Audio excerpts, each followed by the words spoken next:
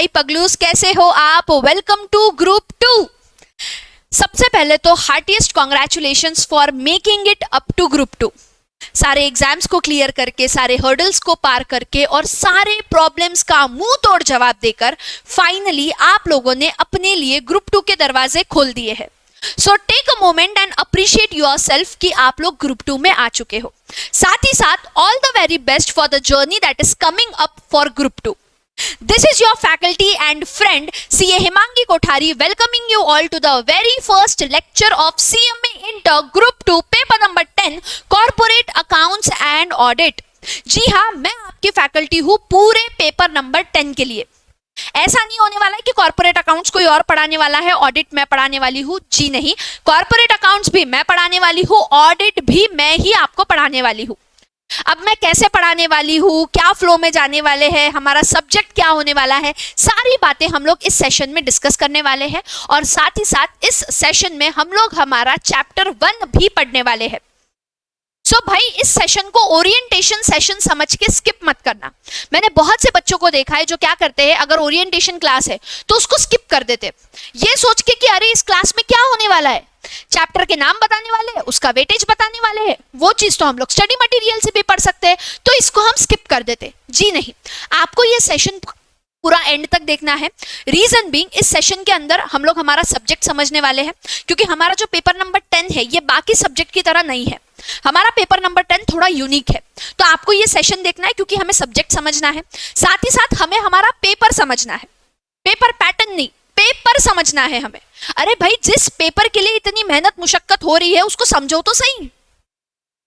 जिस मंजिल पे पहुंचना है उस मंजिल को तो समझो, नहीं तो सिर्फ रास्ता पकड़ लिया और चलते जा रहे। तो अपने में और सेल्फ स्टडी वाले बच्चे में क्या फर्क रहेगा? तो हमें हमारा पेपर समझना है, साथ ही साथ हमें हमारी स्ट्रैटेजी फॉर्मुलेट करनी है।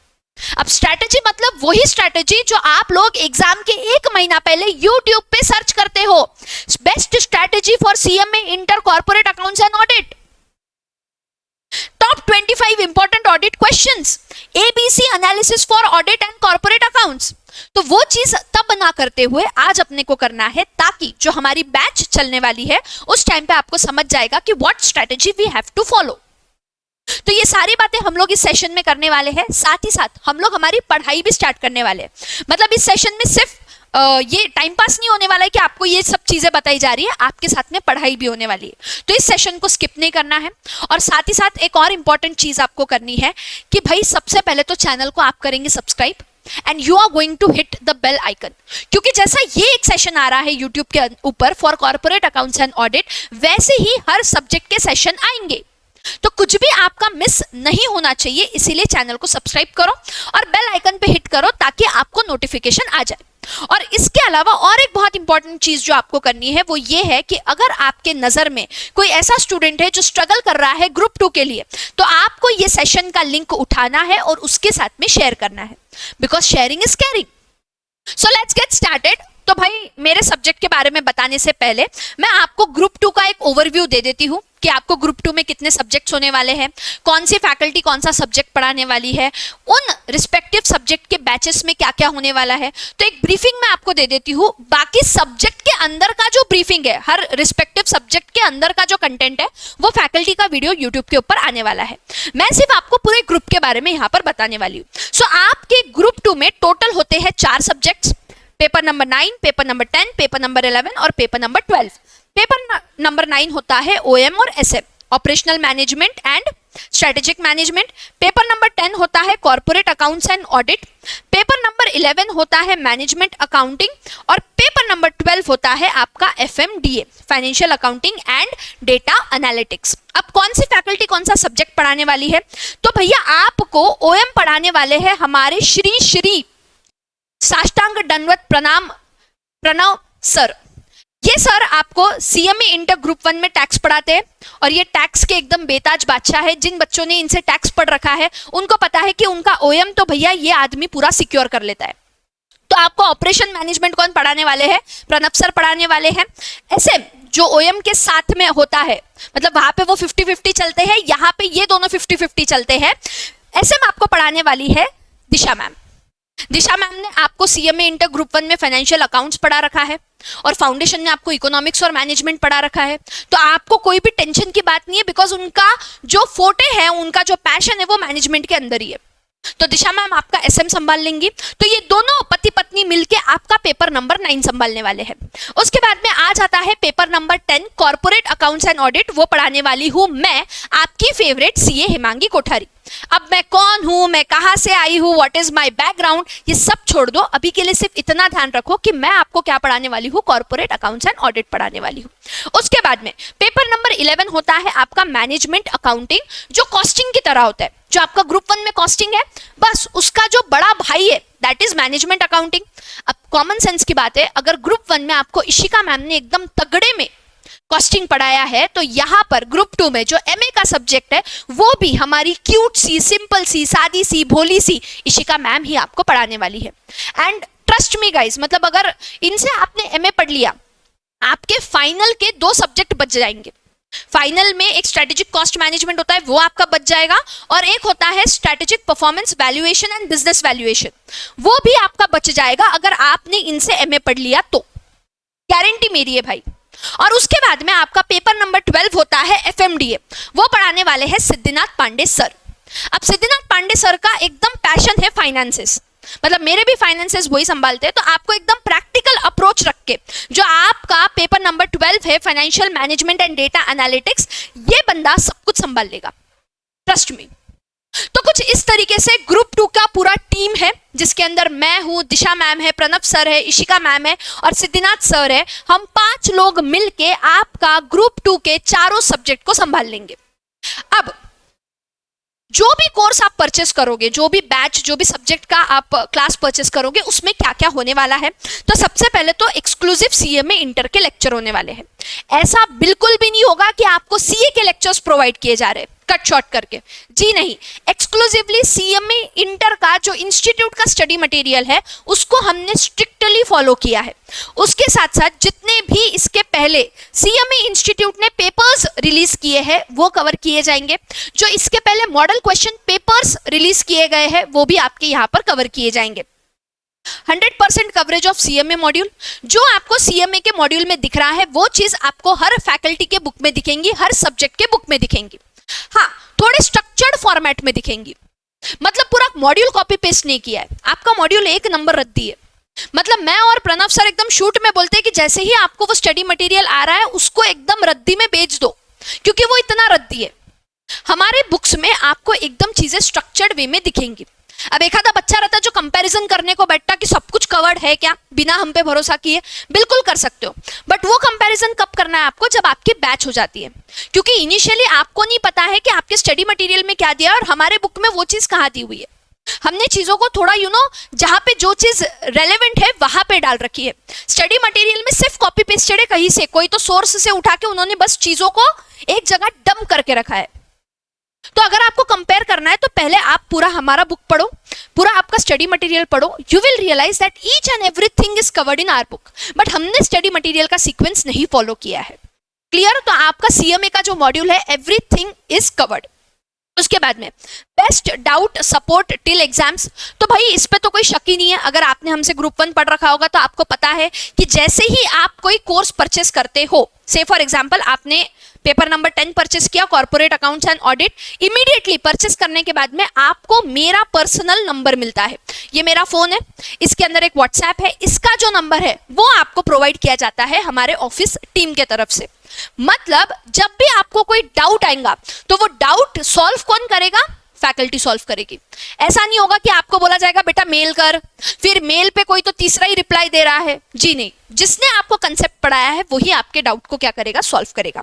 उसके बाद में unlimited views and coloured books. Unlimited views का मतलब क्या होता है कि अगर आपने 6 महीने के लिए कोई कोर्स परचेस करा है, आप 6 महीने तक उस कोर्स को अनलिमिटेड टाइम्स देख सकते हो, मतलब जितना मर्जी उतना देखो उसको, कोई रेस्ट्रिक्शन नहीं है, आराम से फैल के देखो 6 महीने तक। और साथ ही साथ आपको मिलती है कलर्ड बुक्स। अगर आप बुक्स का ऑप्शन ऑप्ट कर रहे हो तो आपको फ्री शिपिंग के साथ में कलर्ड बुक्स मिलती है विच आर फुल्ली कलर्ड। ऐसा नहीं है कि एक ही कलर वापरा गया है, नहीं, जितने संसार में कलर है ना वो सारे कलर हमने वापरे हैं, ठीक है? तो आपको कलर्ड बुक्स मिलेगी। साथ ही साथ best quality, exam oriented approach. फालतू की बकवास नहीं होगी क्लास में, जो चीज आपके कंसेप्ट के लिए रेलेवेंट है वही चीज आपको पढ़ाई जाएगी। और अगेन सीएमए का ही कंटेंट पढ़ाया जाएगा, आपको कोई भी ऐसा कंटेंट नहीं जो एक्स्ट्रा में सीए का पढ़ाया जाएगा, क्योंकि कभी कभी लेवल बहुत अलग होता है। सीए वालों को कुछ चीजें एक्स्ट्रा दी जाती है, आपको नहीं होती है, कभी कभी सीए वालों को वो चीज नहीं दी होती है जो आपको दी होती है, राइट जैसे आप लोगों को एम्प्लॉय स्टॉक ऑप्शन है, एम्प्लॉय स्टॉक ऑप्शन मतलब लॉ का बता रही हूं मैं, CMA inter group 1 law, employ stock option, उसमें आपको रूल 6 पढ़ना पड़ता है, जिसके अंदर पूरी प्रोसीजर दी हुई है कैसे कैसे मतलब एम्प्लॉय स्टॉक ऑप्शन अवेल किया जाता है। सीए वालों को वो नहीं है। अब अगर आपने सीए वालों के लेक्चर्स परचेस करे, आपका तो रूल 6 छूट गया, रूल 6 छूट गया, पेपर में आ गया, आपको नहीं आएगा। तो भाई यहाँ पे वो चीज नहीं होगी, यहाँ पे आपका पूरा सीएमए इंटर का मॉड्यूल कवर रहेगा, जो चीज आपके लिए इंपॉर्टेंट है, जो चीज आपके सिलेबस में है, वो सारी चीजें यहाँ पर कवर की जाएगी। अब इतना बोलने के बाद भी बच्चों के दिमाग में आता है कि मैडम आपसे क्यों परचेस करे। सबसे पहले तो आप हमको ये बताओ कि why PCA, why to choose PCA. तो देख भाई, सबसे इजी और सबसे बेस्ट चीज जो पीसीए में प्रोवाइड होती है, that is experienced and friendly teacher. जिन बच्चों ने हमारा प्रायर एक्सपीरियंस ले रखा है उनको पता है, जिन्होंने नहीं ले रखा है बेटा आपको पता चल जाएगा। तुम लेक्चर लेके तो देखो, तुम लेक्चर लेके तो देखो, नहीं तुम्हारे बेस्ट फ्रेंड बन गए तो नाम बदल देना। हर faculty, everyone is so friendly, आपके सारे डाउट्स व्हाट्सएप पे क्लियर हो गए। डाउट छोड़ो, अगर आपको कोई और तकलीफ और कोई और समस्या है तो ये जो है ना, ये सर, ये आपकी सारी तकलीफ सारी समस्या दूर कर देंगे अपार्ट फ्रॉम स्टडी। आप इनको फोन करके बोलो सर एंगेजमेंट टूट गई, ये आपको सब एक्सप्लेन करेंगे कि इसके बाद में क्या करना है। आप इनको बोलो सर मेरे को स्टॉक मार्केट में लॉस हो गया, ये आपको वो भी एक्सप्लेन करेंगे। आप इनको बोलो सर मेरे को ओएम में चीजें नहीं समझ रही, ये वो भी आपको एक्सप्लेन करेंगे। इतनी फ्रेंडली फैकल्टीज है, प्लस एक्सपीरियंस है भाई, इनको 15 साल का टीचिंग एक्सपीरियंस है। मतलब इन्होंने जब खुद ने पढ़ाई स्टार्ट की थी तभी से पढ़ाना शुरू कर दिया था, तो इनके पास में तब से एक्सपीरियंस है, 15 साल का एक्सपीरियंस है। और बाकी सारी फैकल्टीज को भी 5 से 10 साल का एक्सपीरियंस है। उसके बाद में आपको टेस्ट सीरीज प्रोवाइड की जाएंगी हमारे ऐप के ऊपर, coloured notes for easy learning, मतलब आपको कंसेप्ट नोट्स मिलेंगी, साथ ही साथ क्लास में भी राइटिंग प्रैक्टिस करवाई जाएंगी, वो भी आपको मिलेगा। 15 years of past paper MCQs, जो पिछले 15 साल के एमसीक्यूज है वो भी आपको यहाँ पे मिलेंगे। And no CA material, it's a purely CMA material. और एक चीज जो यहाँ पे नहीं लिखी गई है जो मैं आपको बताना चाहती हूं, दैट इज अफोर्डेबल प्राइसिंग। भाई हमारी जो प्राइसिंग है ना, ये प्राइसिंग में अगर आपको कोई भी लेक्चर दे दे एकदम टॉप नॉच क्वालिटी के, हम आपको फ्री में दे देंगे। इतनी अफोर्डेबल लेवल का हम लोग यहाँ पे बेचते हैं। मतलब अफोर्डेबल है इसका ये मतलब नहीं है कि क्वालिटी नहीं है, best quality in affordable prices. अब आप ये पूछेंगे मैम ग्रुप 2 के क्या प्राइसेस है, हमको अगर ग्रुप 2 परचेस करना है तो क्या करने का। अगर आपको कोर्स परचेस करने का है तो यहाँ पर नीचे देखो एक वेबसाइट दी गई है pranavchandak.com, वो वेबसाइट पे जाने का, जो सब्जेक्ट आपको लेना है, जो कोर्स आपको लेना है उसको सर्च करने का, उसका प्राइस आपको वहां पे दिख जाएगा। इसके अलावा अगर आपको और जानकारी वगैरह चाहिए तो बाजू में एक नंबर दिया हुआ है 8888111034, उस पे कॉल कीजिए। हमारी एडमिन टीम आपको 200% सपोर्ट करेगी फॉर परचेसिंग द कोर्सेस। साथ ही साथ ऑफर्स चलते रहते हैं पीसीए के अंदर, कभी एग्जाम ऑफर चल रहा है, कभी रिवीजन ऑफर चल रहा है, कभी अर्ली बर्ड चल रहा है, कोई ना कोई ऑफर चल रहा है जिसके अंदर आपको लेक्चर्स एकदम अफोर्डेबल प्राइस में मिलेंगे। तो भाई अगर आपको इतनी सारी चीजें प्रोवाइड हो रही है तो मुझे नहीं लगता है कि आपने स्ट्रगल करना चाहिए। मतलब आपने अभी के अभी फोन उठा के कोर्स को परचेस कर लेना चाहिए। ये वेट क्यों करना है कि देखते यूट्यूब पे कितने लेक्चर डालेंगे ये लोग। मैं तुमको एक लिटरल बात बता रही हूँ, अगर आप सेल्फ स्टडी करने का सोच रहे हो, मतलब मुझे नहीं पता आपके दिमाग में क्या है, अगर आप सेल्फ स्टडी करने का सोच रहे हो, सेल्फ स्टडी नहीं होती। आप सेल्फ स्टडी के नाम के नीचे क्या करते हो, बेसिकली खुद तो बुक खोल के पढ़ते नहीं हो, आप यूट्यूब पे ही चीजें सर्च करते हो। और कोई भी फैकल्टी, मतलब मैं मेरा भी बता रही हूँ, मैं पूरा सब्जेक्ट तो यूट्यूब पे नहीं डालूंगी, मैं आधा अधूरा चीज डालूंगी ना यूट्यूब पे। तो भाई क्यों आधे अधूरे नॉलेज के चक्कर में जा रहे हो थोड़े पैसे बचाने के लिए। सीधा सीधा एनरोल करो and enjoy the top quality teaching. So this is all about group 2 जो मैंने यहाँ पे आपको बता दिया है। फटाफट से जाओ ग्रुप 2 के अंदर क्या करो, एनरोल करो। And now let's understand our subject, जो मेरा सब्जेक्ट होने वाला है ग्रुप 2 का पेपर नंबर 10।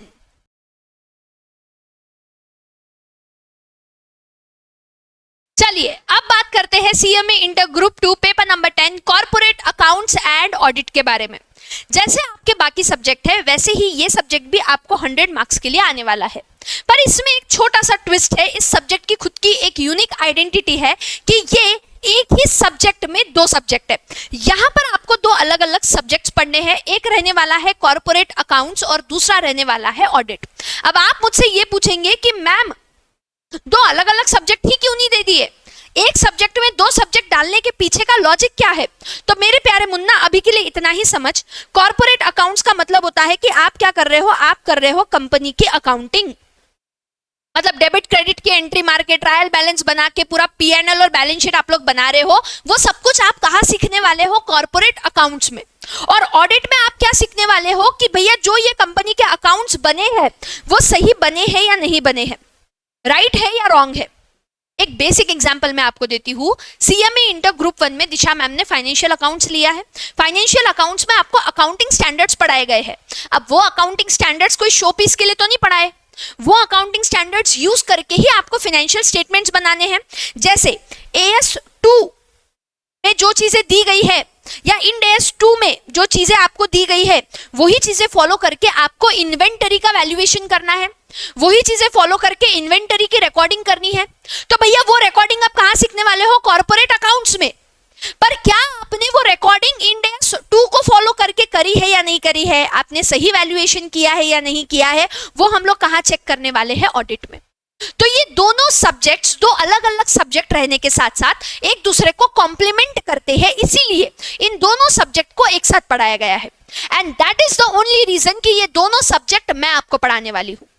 ऐसा बिल्कुल नहीं होने वाला है कि कॉर्पोरेट अकाउंट्स कोई और टीचर पढ़ा रहा है और ऑडिट मैं पढ़ा रही हूं। जी नहीं, कॉर्पोरेट अकाउंट्स भी मैं ही पढ़ाने वाली हूं और ऑडिट भी मैं ही पढ़ाने वाली हूं। तो भैया इस पॉइंट पे एक चीज फिक्स कर लो कि आने वाले 150 घंटे आपको मुझे झेलना है, पूरे 150 घंटे, कॉर्पोरेट अकाउंट्स भी और ऑडिट भी। भाई देखो, लेकिन जिन बच्चों ने मुझसे सीएमए इंटर का लॉ पढ़ रखा है उनको पता है एक भी लेक्चर ऐसा नहीं है, एक भी मोमेंट ऐसा नहीं है जहां पे आप बोर हो जाओ।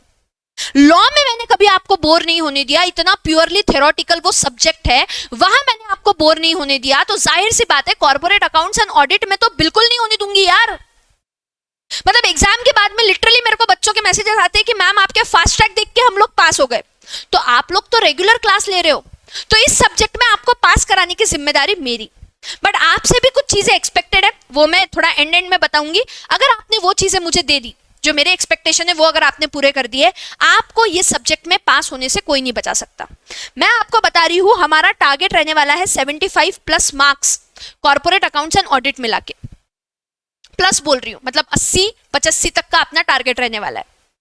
मैं पढ़ाऊंगी, आपका साथ रहना चाहिए, and we are over and about this subject. Clear?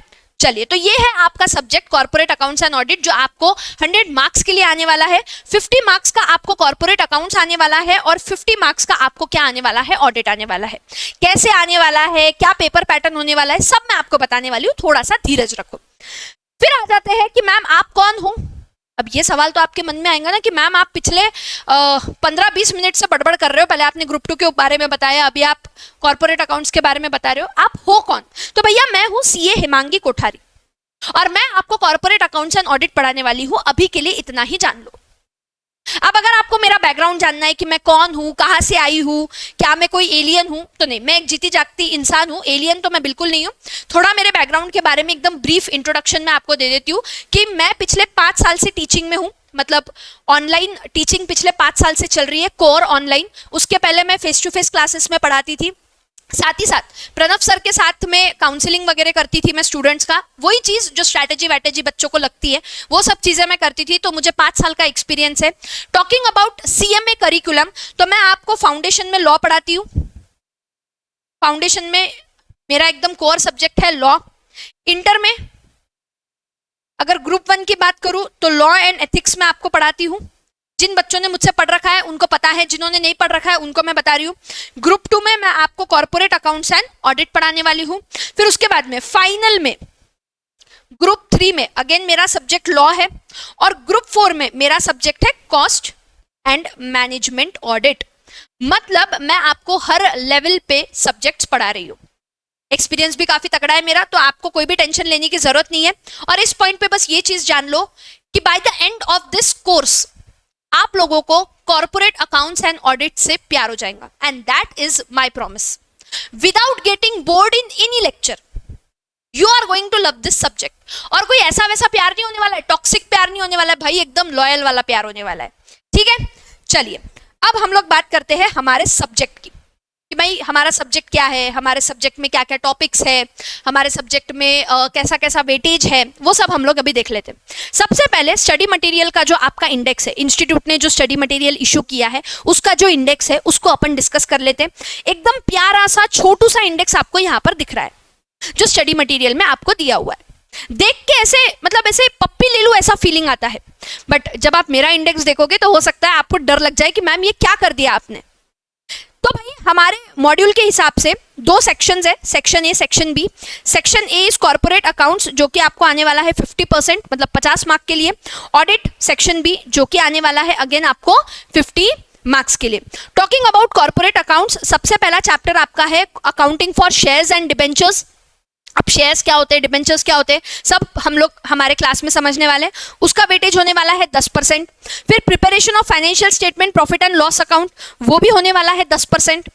Cash flow statement 10%. Accounts for banking, electricity and insurance company again 10%.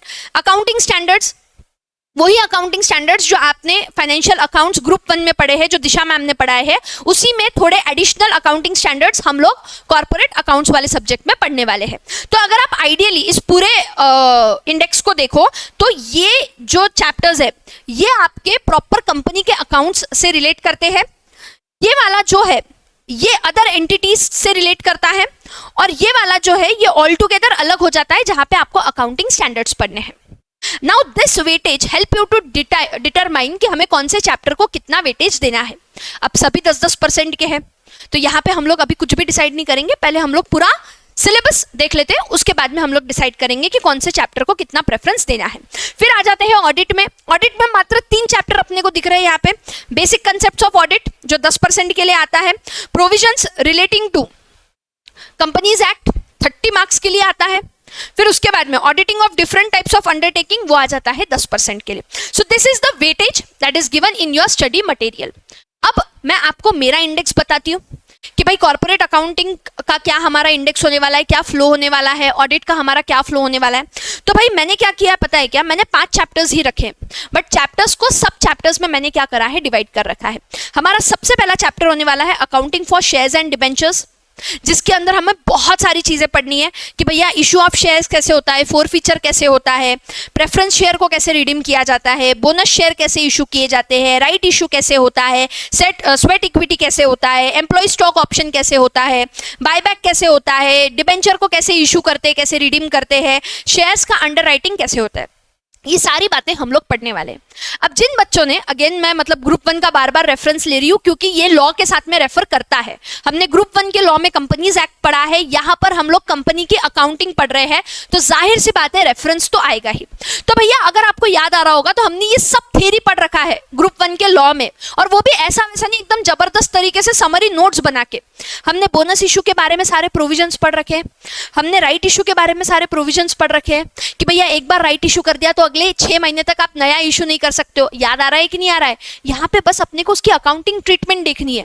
उसके बाद में स्वेट इक्विटी देखा है कि जो हमारे मैनेजर्स होते हैं, जो हमारे डायरेक्टर्स होते हैं, जो कंपनी को टेक्निकल नो हाउ प्रोवाइड कर रहे हैं, कोई अच्छी चीजें प्रोवाइड कर रहे हैं, तो उनके बदले में जो उनको हमें कंसिडरेशन देना है, तो हम कंसिडरेशन पैसे में नहीं देते, हम उनको क्या कर देते हैं, हम उनको शेयर्स इशू कर देते हैं. अगेन लॉ में पढ़ा है, पूरा प्रोविजन पढ़ रखा है, यहाँ पे उसकी अकाउंटिंग देखनी है. फिर उसके बाद में एम्प्लॉय स्टॉक ऑप्शन भी देखना है. एम्प्लॉय स्टॉक ऑप्शन का मतलब क्या होता है कि कंपनी के जो एम्प्लॉयज होते हैं उनको ऑप्शन दिया जाता है कि भैया तुम क्या करो, कंपनी के शेयर्स को परचेस करो. और कैसे परचेस करो? मार्केट से कम रेट में. अगर मार्केट में कंपनी का शेयर 100 रुपए का बिक रहा है तो अपने जो एम्प्लॉयज है उनको वो शेयर 80 रुपए से मिलता है. एग्जाम्पल, वहां पे अपन ने पूरी थ्योरी पढ़ी थी लॉ में, यहाँ पे अपन उसका प्रैक्टिकल एप्लीकेशन देखने वाले, पूरा अकाउंटिंग देखने वाले. राइट? तो भैया जो जो चीजें, मतलब मैं आपको बोल रही हूँ ना, जब हम लोग ये चीजें पढ़ेंगे ना, आपको सीएमए इंटर ग्रुप 1 का लॉ रिवाइज हो जाएगा पूरा. तो अगर आप बोथ ग्रुप अपीयर करने वाले बच्चे हो तो आपके लिए तो ये रिविजनरी हो जाएगा एक तरीके से. उसके बाद में जो सेकंड चैप्टर हमारा आने वाला है that is preparation of financial statement. इसमें आपको क्या करना है, पीएनएल बनाना है और क्या बनाना है, बैलेंस शीट बनाना है. ये एकमात्र ऐसा चैप्टर है जिसके अंदर से डायरेक्ट 14 मार्क्स का क्वेश्चन आता है। चैप्टर नंबर 2 जो आपका है ना, इसमें से आपको डायरेक्टली 14 मार्क्स का क्वेश्चन आता है। बाकी सारे चैप्टर में से आपको 7 मार्क्स के 2 क्वेश्चन आते हैं। मतलब इसमें से आपको 7 मार्क्स के 2 क्वेश्चन आएंगे जो कि 14 मार्क्स बन जाएगा। फिर उसके बाद में प्रिपरेशन ऑफ फाइनेंशियल स्टेटमेंट से स्ट्रेट अवे 14 मार्क्स का क्वेश्चन आने वाला है। फिर उसके बाद में आपको बनाना है कैश फ्लो स्टेटमेंट। अब ये कैश फ्लो स्टेटमेंट क्या होता है, कैसे बनाना है, ये सब हम लोग पढ़ने वाले हैं। अब ये वाला जो टॉपिक है ना, ये आपको 2 सब्जेक्ट्स में आने वाला है। एक तो मेरे सब्जेक्ट में आने वाला है विच इज कॉर्पोरेट अकाउंटिंग, और साथ ही साथ आपको आने वाला है financial management and data analytics में, जो सिद्धिनाथ सर पढ़ाते हैं। तो अब ऐसा तो बिल्कुल ही नहीं होगा कि भैया 2 टीचर्स एक ही टॉपिक पढ़ा रहे हैं तो क्या इनके लेक्चर्स रिप्लेस होंगे क्या? बिल्कुल नहीं। कॉर्पोरेट अकाउंट्स में कैश फ्लो स्टेटमेंट मैं ही आपको पढ़ाऊंगी, financial management and data analytics में कैश फ्लो स्टेटमेंट आपको सिद्धिनाथ सर ही पढ़ाएंगे। ऐसा बिल्कुल नहीं होगा कि एफएम में कॉर्पोरेट अकाउंट्स के लेक्चर आपको मिल रहे हैं या कॉर्पोरेट अकाउंट्स में एफएम के लेक्चर आपको मिल रहे हैं, बिल्कुल भी नहीं। फिर उसके बाद में accounting for banking, insurance and electricity company. अब ये थोड़ा आपके कॉर्पोरेट अकाउंट से अलग हो जाता है, पर ये पढ़ना बहुत ज्यादा जरूरी है। ये क्यों जरूरी है? क्योंकि जब आप सीए में बन जाओगे, देखो सीए और सीएमए में यही फर्क है। सीए वाला बंदा रेस्ट्रिक्ट हो जाता है कुछ चीजों के लिए, सीएमए वाला रेस्ट्रिक्ट नहीं होता। जब आप बन जाओगे सीए में, तब आपको बैंकिंग, इंश्योरेंस और इलेक्ट्रिसिटी कंपनी का ऑडिट करना पड़ेगा। जब हम लोग फाइनल में कॉस्ट एंड मैनेजमेंट अकाउंटिंग पढ़ेंगे, तब मैं आपको ये चीजें एक्सप्लेन करूंगी वहां पे कि कौन से कंपनी का ऑडिट आप कर सकते हो। ऑडिट मतलब चेकिंग करना है चीजों की, मतलब बैंकिंग वालों ने अपने अकाउंट्स बराबर से मेंटेन करे या नहीं करे, इंश्योरेंस वालों ने अपने अकाउंट्स बराबर से मेंटेन करे या नहीं करे, इलेक्ट्रिसिटी वालों ने अपने अकाउंट्स बराबर से मेंटेन करे या नहीं करे। आपको ये सारी चीजें चेक करनी है। अब एक कॉमन सेंस की बात बताओ, अगर आपको वो चीज चेक करनी है तो पहले वो चीज आपको आनी चाहिए, इसीलिए ये चैप्टर आपको आपके सिलेबस में दिया गया है। उसके बाद में accounting standards and end S अपने को पढ़ने हैं। कौन से इंड एस 1 पढ़ना है, इंड एस 2 आपने इंड एस 1 आपको यहाँ पे पढ़ना है, end S 2 which is inventory, end S 10 after reporting period, end S 19, end S 33 और इंड एस 37। ये सारे इंड एस अपने को पढ़ने हैं। इस इंड एस में से भी एक क्वेश्चन आता है फॉर 7 मार्क्स, कंपल्सरीली 7 मार्क का एक क्वेश्चन आता है। समझ आई बात? तो भैया अपने को कोई भी चैप्टर छोड़ने का है क्या? नहीं। कॉर्पोरेट अकाउंट्स में आपको मार्क्स इजीली मिल जाते हैं बिकॉज स्टेप वाइज मार्किंग होती है। क्लियर? उसके बाद में आ जाते हैं सेक्शन बी, ऑडिट के लिए। अब ऑडिट के लिए भी मैंने क्या करा है, मैंने 3 यूनिट्स बना दिए हैं सीधे सीधे। कौन से? बेसिक कंसेप्ट्स ऑफ ऑडिट, जिसके अंदर हमको टोटल 12 चैप्टर्स पढ़ने हैं, 12 सब पॉइंट्स पढ़ने हैं। फिर उसके बाद में provisions relating to companies act, जिसमें से 30 मार्क्स के क्वेश्चन आपको पूछे जाते हैं, तो वो मैंने यहाँ पे 8 चैप्टर्स में बाइफरगेट कर दिया है। फिर उसके बाद में ऑडिट ऑफ अदर एंटिटीज। अब यहाँ पे भी अगर आप देखोगे ना, तो आपके ऑडिट में बैंकिंग दिख रहा है, तो कॉर्पोरेट अकाउंट्स में हम लोग उसकी अकाउंटिंग पढ़ लेंगे, ऑडिट में हम लोग बता देंगे कि भैया चेकिंग कैसे करनी है। तो ये दोनों सब्जेक्ट एक दूसरे को क्या है, कॉम्प्लीमेंट्री है। तो कुछ इस तरीके से आपका क्या होने वाला है, मॉड्यूल फ्लो होने वाला है विथ HK। तो मेरे बुक्स में ये वाला इंडेक्स हम लोग क्या करने वाले हैं, फॉलो करने वाले हैं। अब बच्चे ये सवाल पूछते हैं, ये मैं बाद में बताने वाली थी, पर मैं अभी बता देती हूँ कि क्या मैम दोनों को एक ही बुक मिलने वाली है क्या? जी नहीं। कॉर्पोरेट अकाउंट्स के लिए आपको अलग बुक मिलेगी, ऑडिट के लिए आपको अलग बुक मिलेगी। क्लियर? कॉर्पोरेट अकाउंट्स में आपको कंसेप्ट मॉड्यूल और प्रैक्टिस मॉड्यूल मिलेगी, ठीक है। और ऑडिट में आपको एक ऑडिट शस्त्र मिलेगा, जो कि आपका कंसेप्ट मॉड्यूल रहने वाला है। और एक मिलेगा आपको ऑडिट बड़ी कंपाइलर, ABC। ऑडिट बड़ी compiler is the revision book, summary book, जिसके अंदर सारे summary charts plus question bank incorporated है, जो आपको हेल्प करेगा ये जानने के लिए कि कैसे कैसे क्वेश्चन आते हैं, कौन से क्वेश्चन को किस तरीके से आंसर को अपने को प्रेजेंट करने का है। सो this is your syllabus for paper number 10, corporate accounts and audit. ये मेरा इंडेक्स है, इसको एकदम आप मन में बैठा लो, क्योंकि हम लोग यही सीक्वेंस फॉलो करने वाले हैं। अगर आप रिकॉर्डेड बैच देख रहे हो, तो आपको एक ही चीज करना है कि जो सीक्वेंस में लेक्चर डाले हुए हैं वही सीक्वेंस में देखना है। खुद की एक्स्ट्रा होशियारी नहीं करना है कि बीच में से कुछ और देख लेता हूं, बिल्कुल भी नहीं। जो सीक्वेंस में लेक्चर है वही सीक्वेंस में लेक्चर आपको देखना है, क्योंकि मैंने अगर ये सीक्वेंस रखा है तो कुछ सोच समझ के ही मैंने ये सीक्वेंस रखा होगा, तो यही सीक्वेंस को आपको फॉलो करना है। क्लियर? चलिए उसके बाद में अब फटाफट से हम लोग हमारे एग्जाम्स को समझ लेते हैं। अरे भाई, जिस पेपर के लिए इतनी मेहनत मुशक्कत हो रही है उसमें कैसे क्वेश्चंस आते हैं वो समझ तो ले, जान तो ले कि भैया किस चीज के लिए क्या पढ़ना है अपने को। तो आप लोगों को CMA inter exams for paper number 10, उसके अंदर 3 तरीके के क्वेश्चन पूछे जाएंगे। The first one will be the MCQ, multiple choice question, जो आपको आने वाला है 30 मार्क्स के लिए। फिर रहने वाले हैं आपको प्रैक्टिकल क्वेश्चंस। प्रैक्टिकल क्वेश्चन मतलब कॉर्पोरेट अकाउंट्स पे आएंगे सारे क्वेश्चन, मोस्टली ये कॉर्पोरेट अकाउंट्स पे ही होते हैं। और उसके बाद में आते हैं डिस्क्रिप्टिव क्वेश्चन, जो मोस्टली ऑडिट पे आते हैं। मतलब फॉर सिलेबस 2022 कॉर्पोरेट अकाउंट्स में से डिस्क्रिप्टिव क्वेश्चन नहीं आया है, सिर्फ प्रैक्टिकल क्वेश्चन आया है फॉर 7 एंड 14 मार्क्स। तो हमको सिर्फ प्रैक्टिकल क्वेश्चंस पढ़ने हैं फॉर कॉर्पोरेट अकाउंट्स, और थ्योरी क्वेश्चन पढ़ने हैं किसके लिए? ऑडिट के लिए। तो हमारा जो कॉर्पोरेट अकाउंट्स एंड ऑडिट का सब्जेक्ट है ये थेरो प्रैक्टिकल सब्जेक्ट होने वाला है, जहां पर हम लोग ऑडिट के लिए थ्योरी पढ़ने वाले हैं और अकाउंट्स के लिए हम लोग क्या पढ़ने वाले हैं? प्रैक्टिकल पढ़ने वाले हैं। दोनों को मिलाकर हम लोगों को क्या आने वाले हैं? मल्टीपल चॉइस क्वेश्चंस आने वाले हैं। Multiple choice question again theory पे आते हैं, कॉर्पोरेट अकाउंट्स के भी थ्योरी पे ही पूछे गए हैं, ऑडिट के तो थ्योरी पे ही पूछे जाते हैं।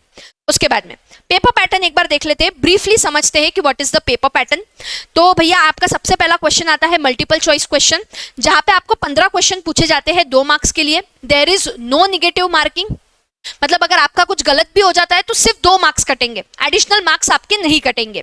तो इट इज प्रेफर्ड कि जब भी आप मल्टीपल चॉइस क्वेश्चन सॉल्व कर रहे हो, सारे क्वेश्चन को सॉल्व करो। आंसर नहीं भी आ रहा है तो टिक करके आओ, कुछ तो टिक करके आओ, जय माता दी बोलो और टिक करके आओ, क्योंकि उस आंसर के करेक्ट होने के चांसेस 25% होते हैं। अगर आंसर सही हो गया तो 2 मार्क मिल जाएंगे, अगर आंसर गलत हो गया तो 2 मार्क्स क्या हो जाएंगे? कट हो जाएंगे। एमसीक्यू के क्वेश्चन सॉल्व करने के लिए आपको ओएमआर शीट मिलती है। अब भी मतलब एक रिसेंट में हमारे साथ किस्सा हुआ है कि एक फाइनल की बच्ची है, फाइनल का एग्जाम था, तो उसने जो एमसीक्यूज है वो आंसर शीट में लिख दिए थे, उसके आंसर्स ओएमआर में नहीं लिखे थे। पेपर चेक ही नहीं होगा, आपके एमसीक्यू जो 30 मार्क्स के एमसीक्यू है वो चेक ही नहीं होंगे, क्योंकि सिर्फ ओएमआर की मार्किंग ही रिकॉग्नाइज की जाती है फॉर द फाइनल मार्किंग। तो एमसीक्यूज के लिए आपको एक अलग से ओएमआर शीट मिलेगी। एग्जाम में अपना दिमाग थोड़ा खुला रखना, पेपर सॉल्व करने के चक्कर में घाई मत करना। तो जो ओएमआर शीट आपको मिलेगी उसी में आपको क्या करने का है? अपने एमसीक्यूज को सॉल्व करना है। फिर आ जाता है आपका क्वेश्चन नंबर 2, 3, 4 एंड 5। 2, 3, 4, 5 ये सारे के सारे प्रैक्टिकल क्वेश्चंस होने वाले हैं कॉर्पोरेट अकाउंट्स पे। किस पे होने वाले हैं? कॉर्पोरेट अकाउंट्स पे। जैसे क्वेश्चन नंबर 2 में आपको पूछा जाएगा शेयर्स एंड डिबेंचर्स में से क्वेश्चन, दोनों क्वेश्चन नंबर 2A 2B दोनों भी आपको पूछे जाएंगे शेयर्स एंड डिबेंचर्स में से। फिर आपका क्वेश्चन नंबर 3 जो रहेगा, जो स्ट्रेट अवे 14 मार्क्स के लिए आने वाला है, वो आपको पूछा जाएगा प्रिपरेशन ऑफ फाइनेंशियल स्टेटमेंट्स में से। फिर उसके बाद में क्वेश्चन नंबर 4 में अगेन A और B पार्ट है, तो भैया उसमें आपको पूछा जाएगा electricity, insurance and banking company में से। फिर आपका जो क्वेश्चन नंबर 5 है उसमें या तो अकाउंटिंग स्टैंडर्ड्स और कैश फ्लो स्टेटमेंट, ये 2 क्वेश्चंस आपको पूछे जाएंगे। सो कुछ इस तरीके से हमारे जो 5 चैप्टर्स है वो इन 3-4 क्वेश्चंस में कवर्ड है। Question number 2, 3, 4, 5। अब ये यहाँ पे question number 2, question number 3, question number 4, question number 5 दिख रहे हैं आपको। दिखने में 4 क्वेश्चंस दिख रहे हैं, बट अगर आप ध्यान से देखोगे तो आपको टोटल 7 क्वेश्चन सॉल्व करने हैं। Question number 2A 2B, question number 3 4A 4B, question number 5A 5B, मतलब 4A 4B 5A 5B, ऐसे आपको 7 क्वेश्चंस इसमें क्या करने हैं? सॉल्व करने। अब बहुत से बच्चे मुझे ये सवाल पूछते हैं कि मैम अगर हमने क्वेश्चन नंबर 2 का A सॉल्व करा, B सॉल्व नहीं करा, और बाद में क्वेश्चन नंबर 4 का A सॉल्व नहीं करा, B सॉल्व करा, क्या ये दोनों क्वेश्चंस चेक होंगे? नहीं, बिल्कुल भी नहीं। आपके 14 मार्क्स के लिए ये पूरा क्वेश्चन चेक होगा, और जो पहला क्वेश्चन अपीयर होगा वही चेक होता है। Second question is never checked. जो आपने पहले सॉल्व कर रखा है वही क्वेश्चन चेक होगा। मतलब अगर आपने क्वेश्चन नंबर 2 का A सॉल्व करा है, B सॉल्व नहीं करा है, आपको 7 मार्क्स ही मिलेंगे, मतलब जो भी मार्किंग होंगी वो 7 मार्क में से होगी, और ये वाला क्वेश्चन तो आपका चेक ही नहीं होगा। क्लियर? उसके बाद में क्वेश्चन नंबर 5 हो गया। क्वेश्चन नंबर 6, 7 और 8 ये पूरा आपके ऑडिट से पूछा जाता है। और वो भी प्री डिफाइंड है कि कौन से चैप्टर से पूछा जाएगा। जैसे क्वेश्चन नंबर 6 का ए पूछा जाता है बेसिक कंसेप्ट में से, क्वेश्चन नंबर 6 का बी पूछा जाता है कंपनी ऑडिट में से, क्वेश्चन नंबर 7 ए भी कंपनी ऑडिट से आता है, 7 बी भी कंपनी ऑडिट से आता है, फिर उसके बाद 8 का ए आता है अदर एंटिटीज, और अगेन क्या आ जाता है आपका कंपनी ऑडिट। ऐसे हमारे 6 क्वेश्चंस में, वैसे तो दिखने में 3 क्वेश्चन है 6, 7, 8, बट उसके अंदर 2-2 क्वेश्चन रहने की वजह से वो कितने क्वेश्चन हो गए, 6 क्वेश्चन हो गए। मतलब in total corporate accounts and audit में आपको कितने क्वेश्चन सॉल्व करने हैं, पहले के 7 क्वेश्चन और फिर 6 क्वेश्चन, ऐसे आपको 13 क्वेश्चन आपको सॉल्व करने हैं कॉर्पोरेट अकाउंट्स एंड ऑडिट में। अब आप एकदम ही मतलब डर जाओगे कि मैम पागल हो गए हो क्या, 3 घंटे के पेपर में आप हमें बोल रहे हो कि हमें 13 क्वेश्चन सॉल्व करने हैं, and that too with MCQ and that too practical and that too descriptive. कैसे पॉसिबल होगा मैम, बच्चे की जान लोगे क्या? तो भाई पूरी बात तो सुन लो, पूरी बात तो सुन लो। क्वेश्चन नंबर 2 से लेके क्वेश्चन नंबर 8 तक, क्वेश्चन नंबर 2 से लेके क्वेश्चन नंबर 8 तक आपको टोटल 7 क्वेश्चंस है, 2, 3, 4, 5, 6, 7 और 8, ऐसे आपको 7 क्वेश्चन है। आपको 7 क्वेश्चन में से सॉल्व करने हैं एनी 5, आपको सॉल्व करने हैं एनी 5 क्वेश्चंस। अब आप वो कोई भी 5 क्वेश्चन सॉल्व करो, कोई दिक्कत की बात नहीं है। आपको क्वेश्चन नंबर 2A 2 भी सॉल्व करना है, 3 करना है, 4 नहीं करना है, 5 करना है, 6 करना है, 7 नहीं करना है, 8 करना है, कर सकते हो। कोई भी 2 क्वेश्चंस को आप ऑप्शन में छोड़ सकते हो। तो भाई अब एक बहुत सिंपल सी चीज मैं आपको यहां पे बता देती हूँ कि मैं हमेशा बात करती हूँ प्रायोरिटी स्टडिंग की, कि अपनी प्रायोरिटी डिसाइड कर लो।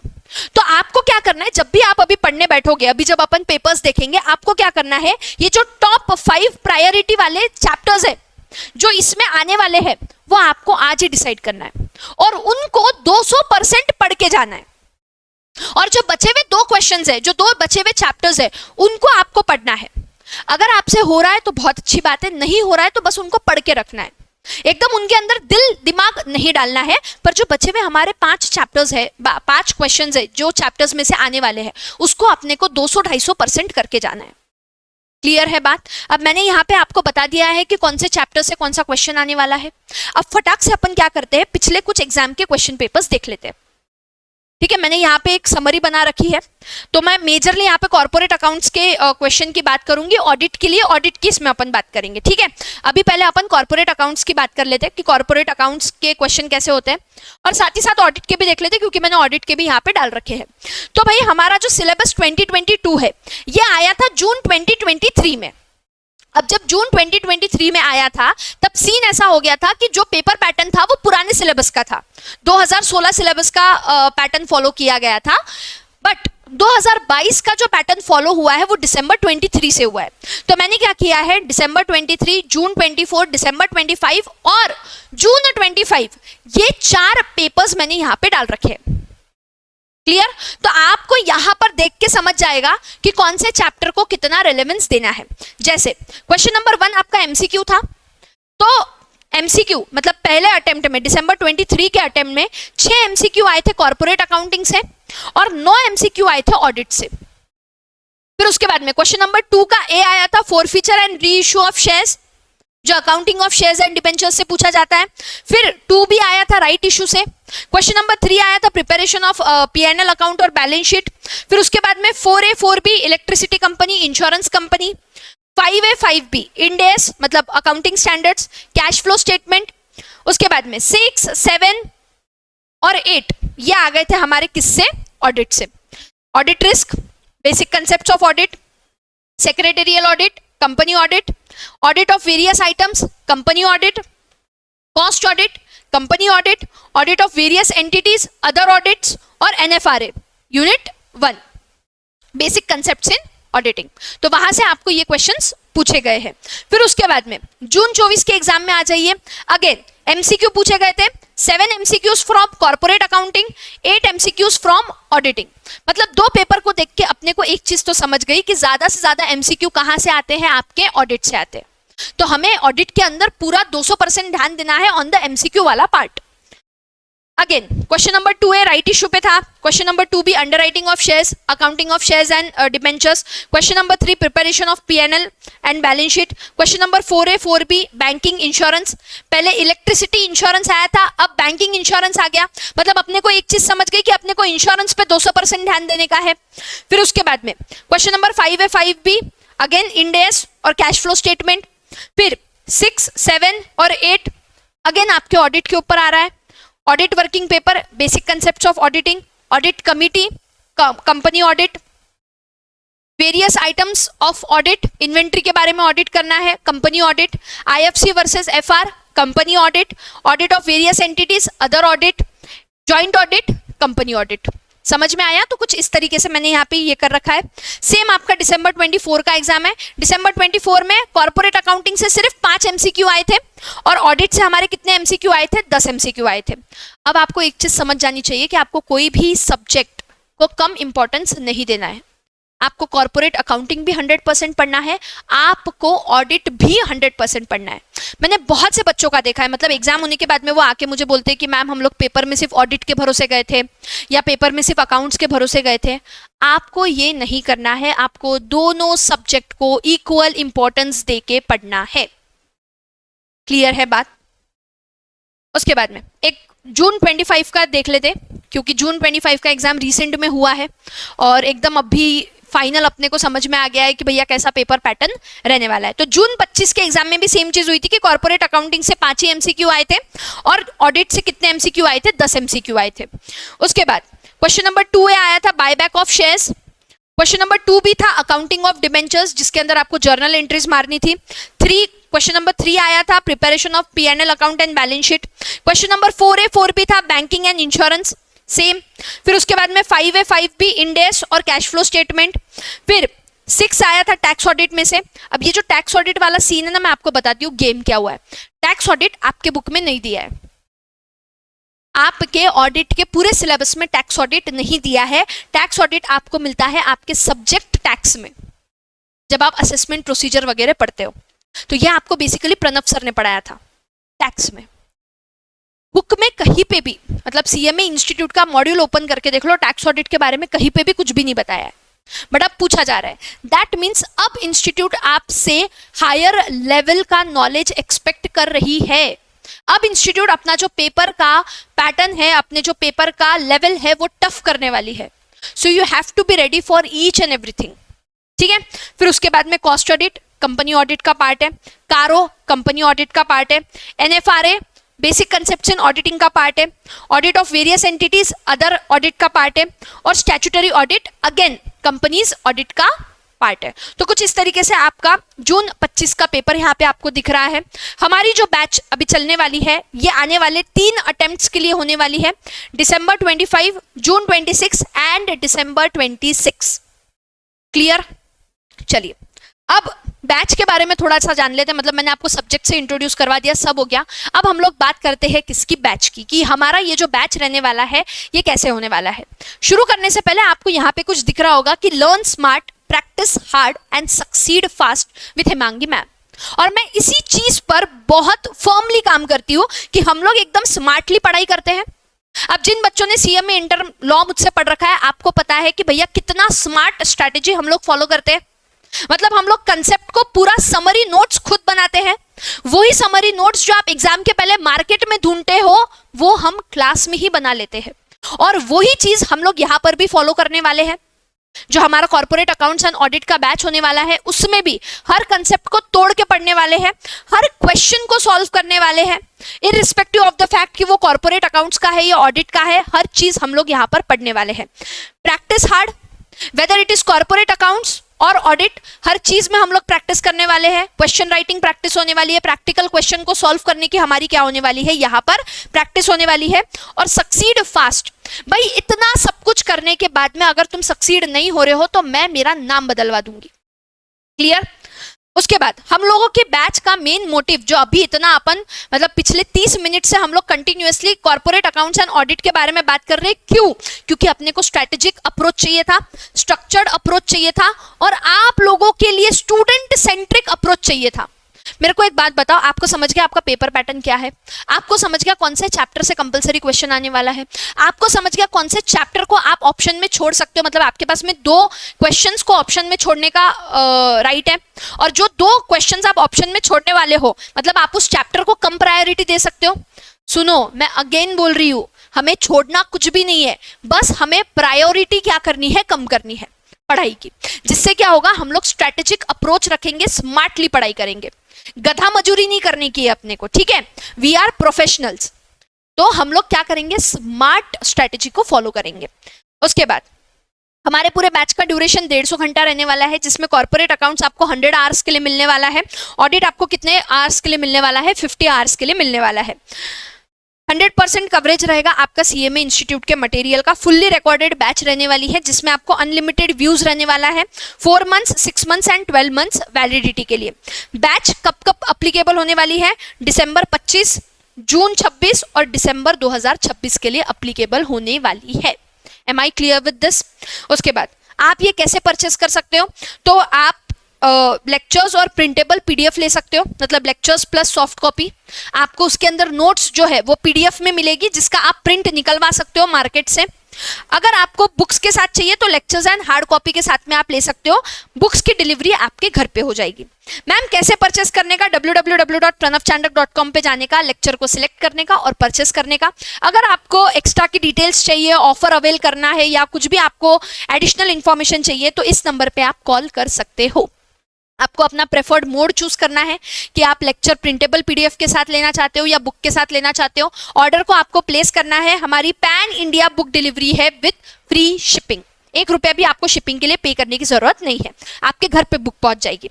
और मोस्टली हम लोग डीटीडीसी कुरियर सर्विस यूज करते हैं फॉर हैजल फ्री डिलीवरी, लेकिन अगर आपके एरिया में डीटीडीसी नहीं होगा तो हम लोग इंडियन पोस्ट के स्पीड पोस्ट से बुक्स आपको भिजवा देते हैं।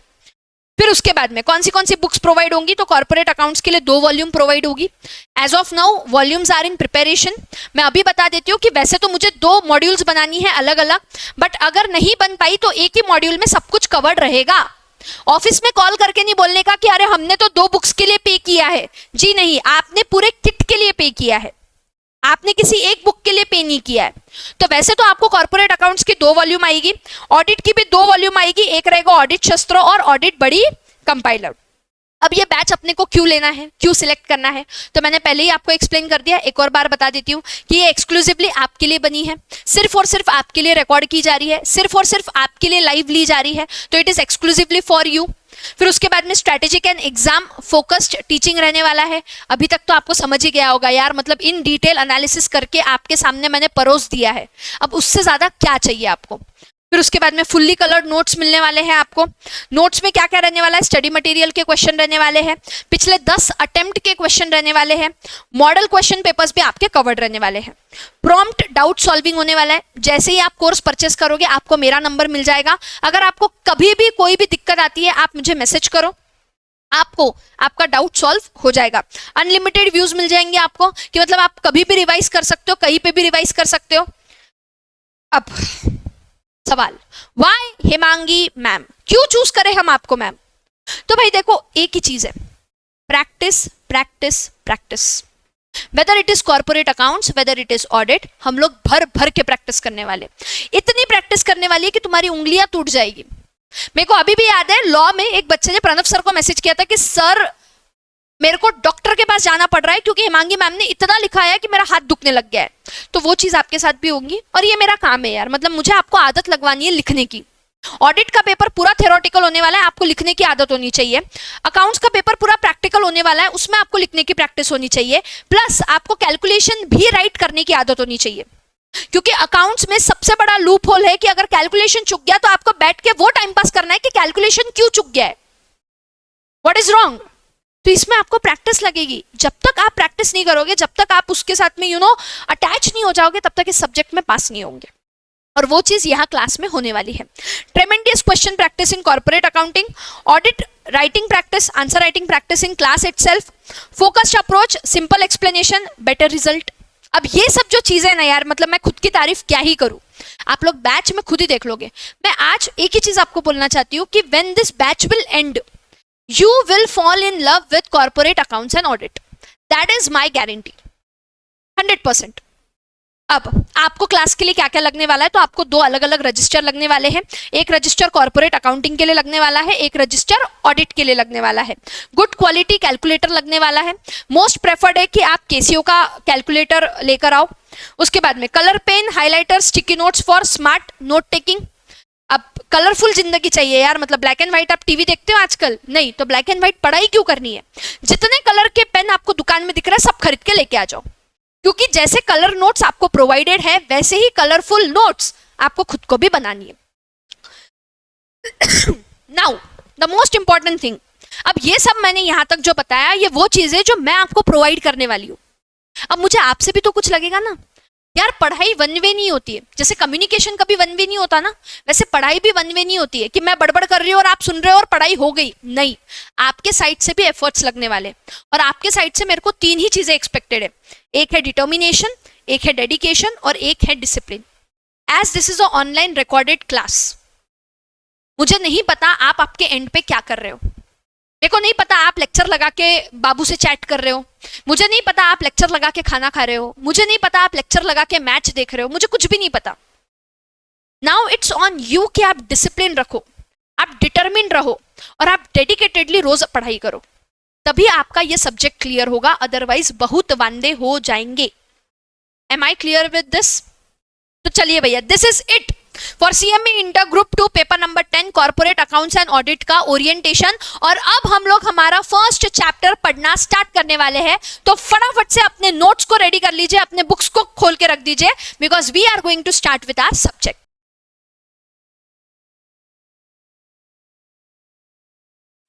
चलिए जी, finally we are going to start our subject, और हम लोग शुरू करने वाले हैं CMA inter group 2 paper number 10 का पार्ट ए कॉर्पोरेट अकाउंट्स या कॉर्पोरेट अकाउंटिंग। मुझे एक बात बताइए, what do you mean by the term accounting? Let's keep it very simple, एकदम इजी लैंग्वेज में हमें समझना है। आप मुझे बताइए अकाउंटिंग का मतलब क्या होता है। देखो यार, अगर किसी ने मुझसे पूछा होता ना कि एक्सप्लेन अकाउंटिंग या डिफाइन अकाउंटिंग, मैंने बहुत सिंपल लैंग्वेज में बोला रहता recording of the transaction. Accounting is a process of recording the transaction. मतलब अगर आप कहीं पे भी कुछ परचेस कर रहे हो, कुछ सेल कर रहे हो, पैसा ट्रांसफर कर रहे हो, कोई भी एक्टिविटी कर रहे हो या कोई भी बिजनेस एक्टिविटी कर रहे हो, कोई भी ट्रांजैक्शन कर रहे हो, उसको रिकॉर्ड करना, उसको अपन क्या बोलेंगे? अकाउंटिंग बोलेंगे। और थोड़ा सोफिस्टिकेटेड लैंग्वेज में बोलना चाहूँ तो systematic recording of the transaction is called as an accounting. अरे भाई, सीएमए इंटर ग्रुप 1 के फाइनेंशियल अकाउंट्स में दिशा मैम ने आपको हर तरीके की अकाउंटिंग पढ़ाई है। दिशा मैम ने आपको अकाउंटिंग फंडामेंटल्स पढ़ा दिए, उन्होंने आपको पार्टनरशिप पढ़ा दिया, उन्होंने आपको एनपीओ की अकाउंटिंग पढ़ा दी, उन्होंने आपको सिंगल एंट्री सिस्टम पढ़ा दिया, उन्होंने आपको हायर परचेस पढ़ा दिया, लीज अग्रीमेंट्स के बारे में पढ़ा दिया, सारी चीजें पढ़ा दी। साथ ही साथ आपको क्या पढ़ाया है? उन्होंने अकाउंटिंग स्टैंडर्ड्स पढ़ाया है। जितना ज्ञान आपने वहां पर गैदर किया है, जितना ज्ञान आपने वहां पर जमा किया है, वो सारा ज्ञान इसी एक स्टेटमेंट में आ जाता है कि अकाउंटिंग का मतलब क्या होता है। It is process of systematic recording of the transaction. लिख देती हूं यहां पे, process of systematic recording of transactions. और ये सिस्टमैटिक रिकॉर्डिंग मतलब क्या होता है? डेबिट क्रेडिट की एंट्रीज मारते हो, जर्नल बनाते हो, जर्नल से आपका लेजर बनता है, लेजर से आपका ट्रायल बैलेंस बनता है, ट्रायल बैलेंस से आपका प्रॉफिट एंड लॉस अकाउंट और बैलेंस शीट बनता है, जिसको कंबाइन करके हम लोग क्या बोलते हैं एकदम सोफिस्टिकेटेड लैंग्वेज में? Financial statements. मतलब the entire process right from the initiation of the transaction till the preparation of financial statement, this entire cycle is called as an accounting cycle.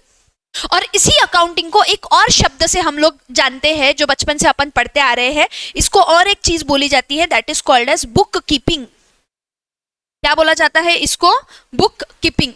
11th-12th अगर आपका कॉमर्स रहा होगा तो जहां तक मेरा ध्यान है, जो भी टेक्स्ट बुक या कॉन्सेप्ट बुक आप लोगों ने पढ़ी होंगी अकाउंट्स के लिए, उसका नाम ही वो हुआ करता था, बुक कीपिंग एंड अकाउंटेंसी, जिसके अंदर आपको अकाउंट्स ही पढ़ने, जर्नल बनाना, लेजर बनाना, ट्रायल बैलेंस बनाना, प्रॉफिट एंड लॉस अकाउंट बनाना, फिर उससे क्या बनाना? आपकी बैलेंस शीट बनाना। So this entire process of recording the transaction is nothing but accounting. अब आपने जो ग्रुप 1 में अकाउंट्स पढ़ रखा है वो दरिया है भाई साहब, आपने हर तरीके का अकाउंट्स वहां पे पढ़ रखा है। जनरलाइज्ड मैं आपको बोलूंगी, जनरलाइज्ड अकाउंट्स आपने वहां पे पढ़ रखा है जो शायद हर ऑर्गेनाइजेशन को एप्लीकेबल हो, sole proprietor, partnership etcetera.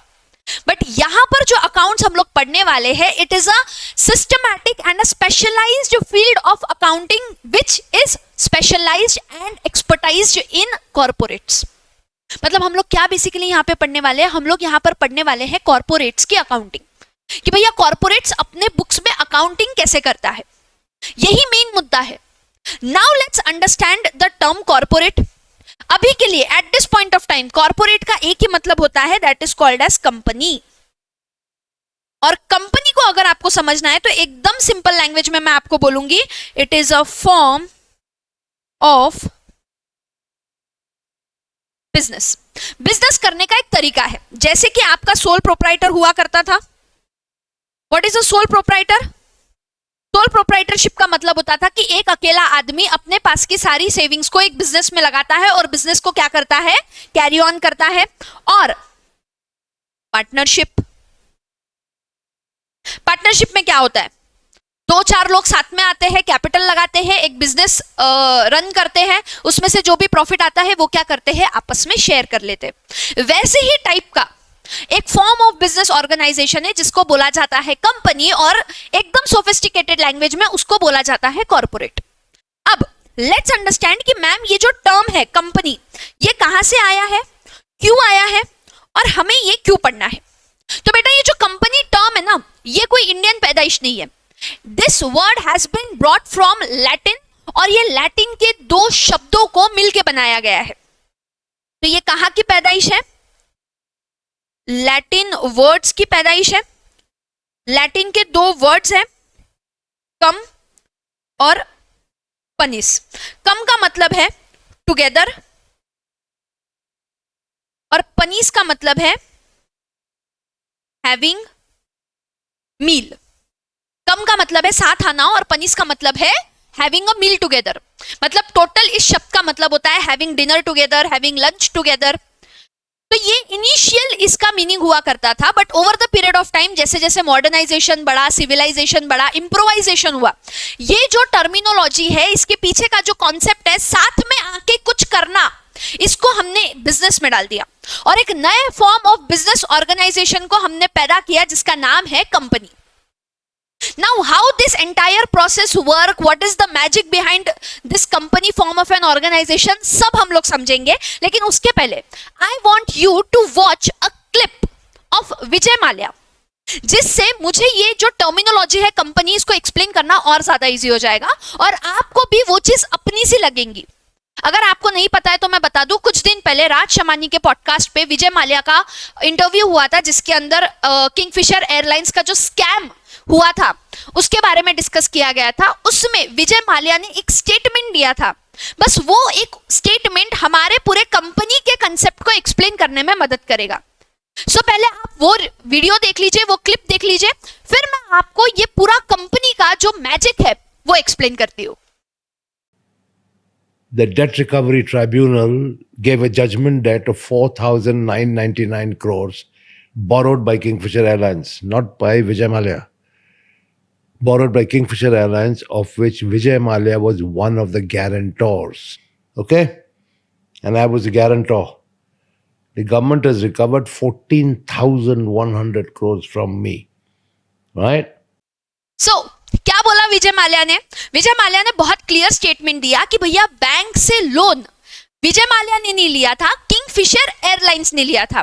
That means Kingfisher airlines जो बिजनेस है, वो बिजनेस और हमारे जो विजय माल्या जी है, ये दोनों भी अलग अलग है। मतलब किंगफिशर एयरलाइन ने जो लोन लिया है वो विजय माल्या का नहीं है। विजय माल्या एक अलग एंटिटी है, किंगफिशर एयरलाइंस एक अलग एंटिटी है। बट विजय माल्या इस एंटिटी के लिए, इस किंगफिशर एयरलाइंस के लिए गारंटर थे। इसीलिए जब किंगफिशर एयरलाइंस डूबी और बैंक को रिपेमेंट करने की बारी आई तो किसका नाम आ गया सामने? विजय माल्या का आ गया। क्यों? क्योंकि विजय माल्या कौन थे? गारंटर थे। तो मतलब अगर आप लोगों का सीएमए इंटर ग्रुप 1 हो चुका होगा तो मैं ये जानना चाहती हूँ कि आप मुझे बता सकते हो कि इंडियन कॉन्ट्रैक्ट एक्ट का कौन सा सेक्शन है जो कॉन्ट्रैक्ट ऑफ गारंटी के साथ में डील करता है? अगर आपका सीएमए इंटर ग्रुप 1 लॉ हो चुका है तो फटाफट से कमेंट करके बता दो कि which section of Indian Contract act talks about contract of guarantee, जिसके चलते अगर किंगफिशर एयरलाइंस ने पेमेंट नहीं किया है तो विजय माल्या को पेमेंट करना पड़ा। ये आप मुझे बता दो। And coming back to our original topic कि मैम किंगफिशर एयरलाइंस जब विजय माल्या की खुद की थी, when Vijay Mallya was the owner, तो फिर विजय माल्या और किंगफिशर अलग अलग कैसे हुए? अरे यही तो मैजिक समझना है मेरी जान, समझो, आओ इधर। अब इंडिया के अंदर क्या होने लग गया था? इंडिया के अंदर बिजनेस होता है और हर कोई सपना देखता है बिजनेस करने का, पर बिजनेस करने के पीछे दो चीजें लगती है, एक लगता है पैसा और दूसरा लगता है एक्सपर्टीज। अब इंडिया के अंदर कुछ लोगों के पास में पैसा है पर एक्सपर्टीज नहीं है, किसी के पास में एक्सपर्टीज है पर पैसा नहीं है, किसी के पास में थोड़ा सा पैसा है, किसी के पास में बहुत ज्यादा पैसा है। अब इंडिया के अंदर हर इंसान सेम नहीं है, उतार चढ़ाव हर जगह अपने को देखने को मिलते हैं। इसीलिए इंडिया के अंदर लोग क्या करने लगे, मैं स्पेसिफिकली इंडिया की बात कर रही हूं because we are going to discuss the companies act 2013 which is formulated in India, और उसी के चलते अपन ये सारी चीजें पढ़ने वाले हैं अकाउंट्स के अंदर। तो मैं इंडिया का ही मेन फोकस रखूंगी। तो इंडिया में क्या होता है कि कुछ लोग होते हैं,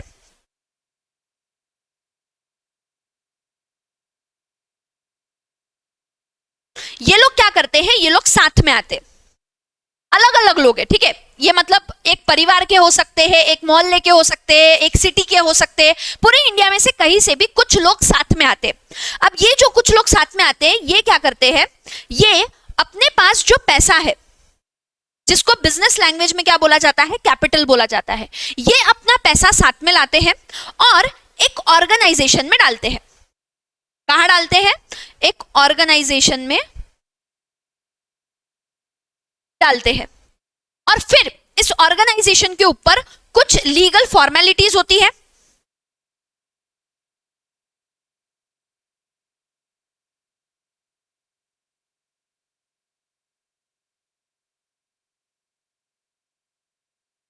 कुछ लीगल फॉर्मेलिटीज होती है, और ये लीगल फॉर्मेलिटीज होने के बाद में एक नया इंसान पैदा होता है जिसको बोला जाता है कंपनी। जिसको क्या बोला जाता है? कंपनी। मतलब अगर मैं आपको एकदम सिंपल और गावरानी लैंग्वेज में बोलूं तो ये लोगों ने मिलके, ये जो लोग हैं इन्होंने मिलके एक इंसान को पैदा किया है जिसका नाम है क्या? कंपनी। पर मेरे को एक बात बताओ, क्या इन लोगों ने नेचुरल प्रोसेस से इस आदमी को पैदा किया है क्या?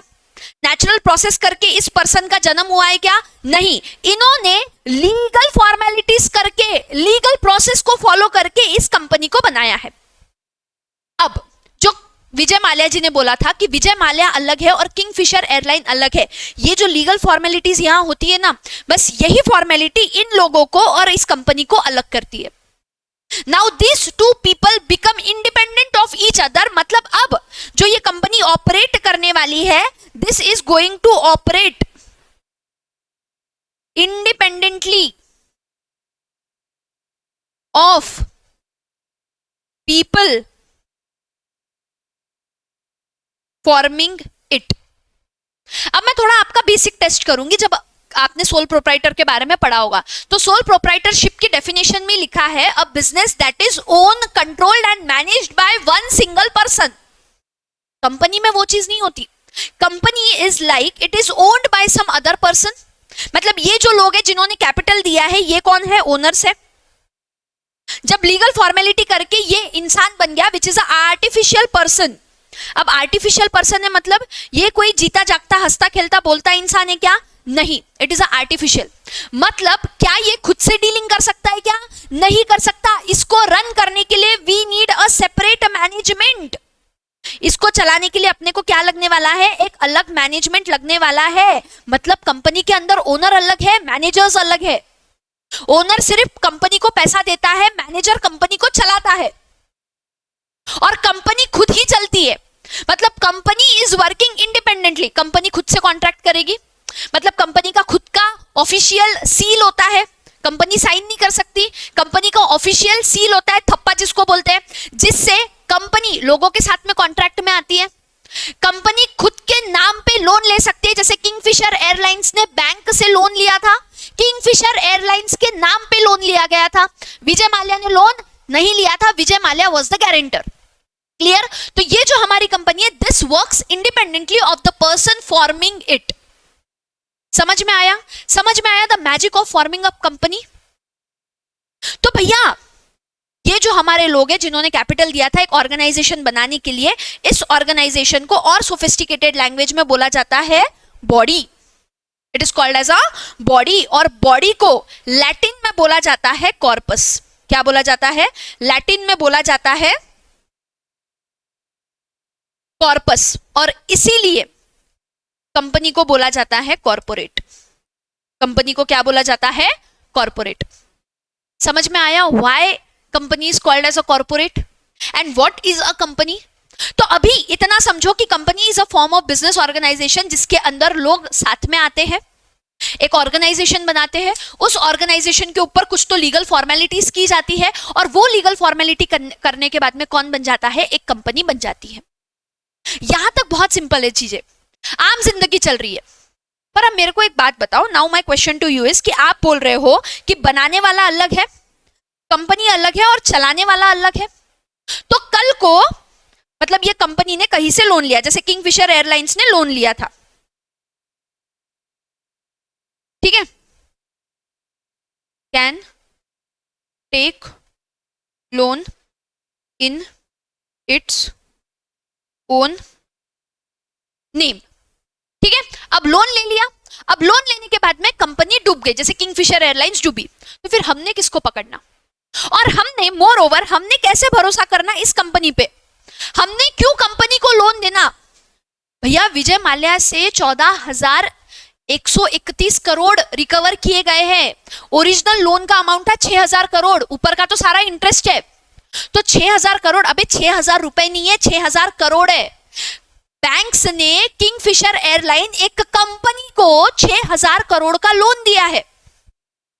ओरिजिनल अमाउंट नहीं पता, मतलब यही अमाउंट्स बताई गई है अभी तक। बहुत सी बार ऐसे होता है कि चेंजेस किए जाते हैं, विंडो ड्रेसिंग की जाती है फाइनेंशियल स्टेटमेंट्स की। तो मेरे को एक बात बताओ, बैंक क्या पागल है क्या? 6,000 करोड़, और वो लोन देने के लिए 17 बैंक्स ने कंसोर्टियम किया था, मतलब साथ में आई थी 17 इंडियन बैंक्स, और एक कंपनी को लोन दी जा रही है। क्यों? और कंपनी पे तुम भरोसा कैसे कर रहे हो? मतलब एक ऐसी एंटिटी जिसका बनाने वाला अलग है, जिसको चलाने वाला अलग है, उसको बैंक 6,000 करोड़ का लोन दे रही, इतना भरोसा कैसे? क्या ये बैंक उनके घर की जवाई है जो उस पर भरोसा किया जाएगा? सॉरी, ये कंपनी क्या वो बैंक्स के घर की जवाई है कि इनके ऊपर भरोसा किया जाएगा कि अरे नहीं नहीं हमारे घर के जवाई है, इनको तो लोन देना बनता है? Obviously not. लोग कंपनी के ऊपर भरोसा करते हैं, उसके पीछे का एक ही कारण है कि कंपनी के ऊपर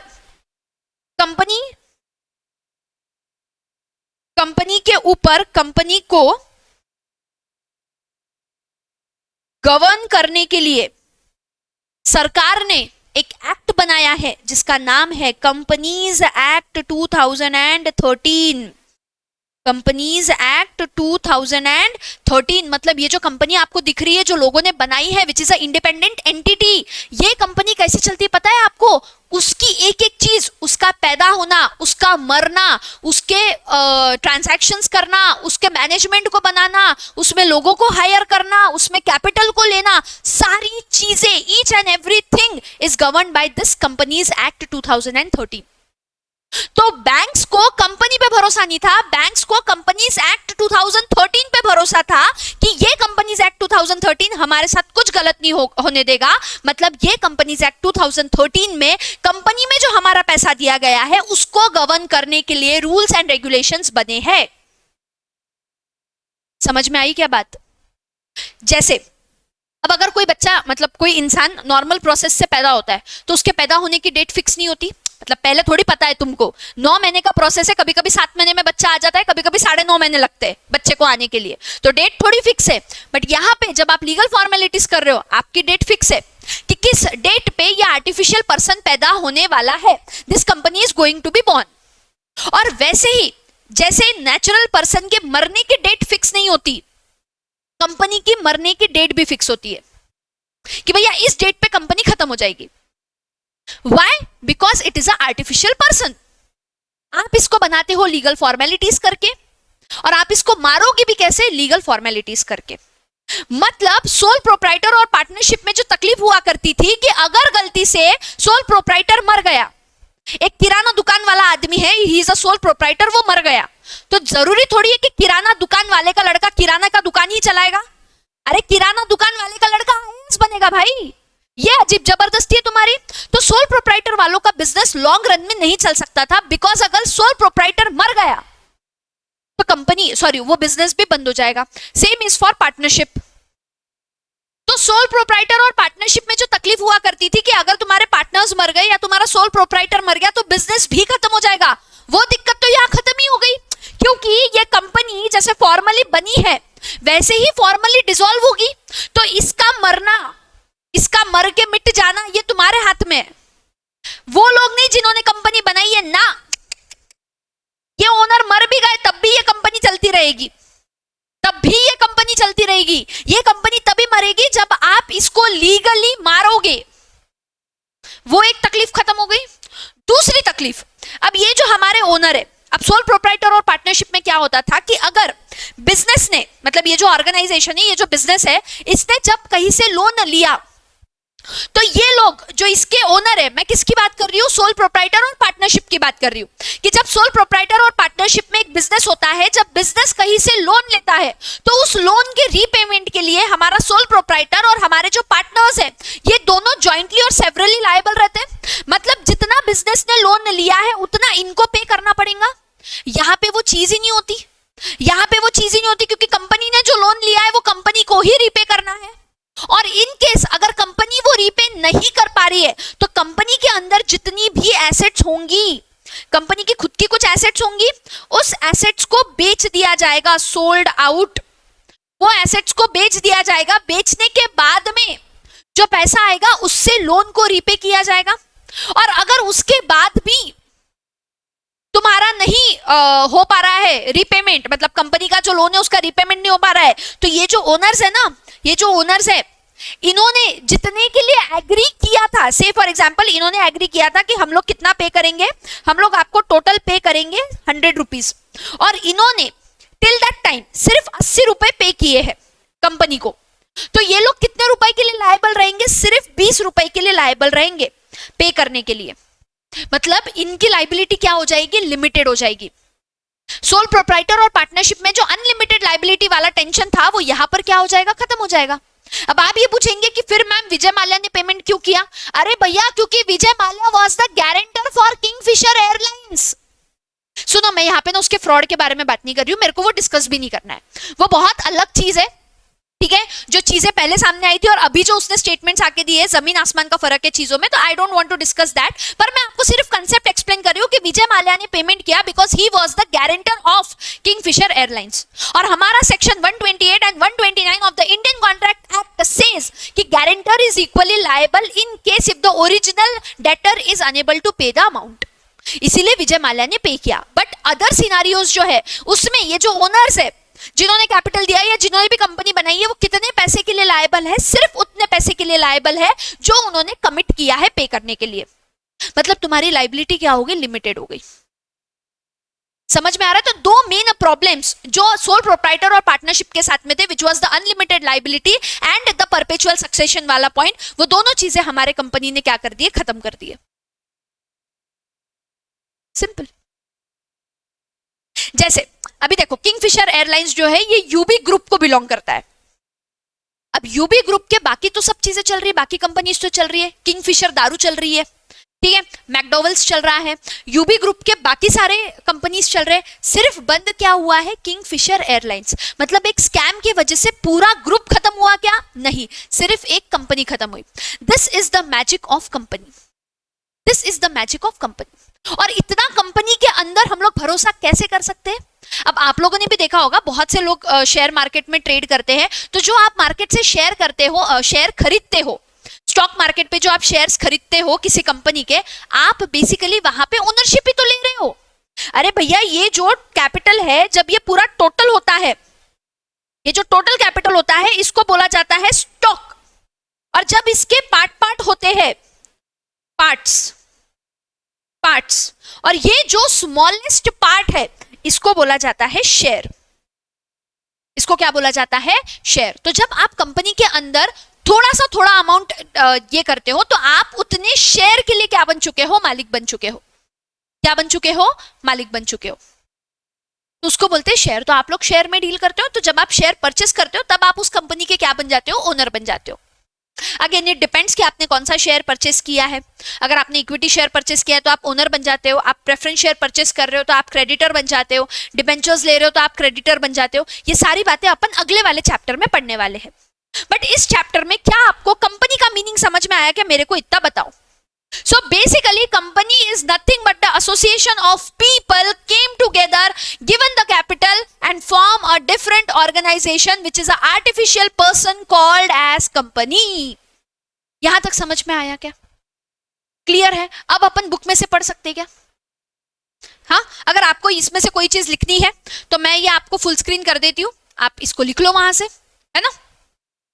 अगर आपको लिखना है तो आप ये लिख सकते हो, अगर आपको नहीं लिखना है तो दैट इज योर कॉल, कोई भी दिक्कत की बात नहीं है। फुल स्क्रीन कर दिया है मैंने आपके सामने। लेक्चर को आप पॉज कर लीजिए और जो चीजें आपको रेलेवेंट लगती है लिखने के लिए आप लिख लीजिए। बस एक चीज नोट डाउन कर लीजिएगा कि कंपनी, ये जो वर्ड है ये कहां से डिराइव किया गया है? लैटिन के दो शब्दों से डिटरमाइन किया गया है, एक है कम और एक है पनिस। उसके बाद में कॉर्पोरेट शब्द कहां से लाया गया है? लैटिन वर्ड कॉर्पस से लाया गया है। This will help you in the multiple choice question. अरे भैया, 5 मतलब पिछले एग्जाम में 5 एमसीक्यू कॉर्पोरेट अकाउंट से आए थे, और जो 5 एमसीक्यू आते हैं ना वो आपके 10 मार्क की थ्योरी कवर करते हैं। तो you never know what is the relevance of this 10 marks theory. तो बिल्कुल भी रिस्क नहीं लेने का है अपने को।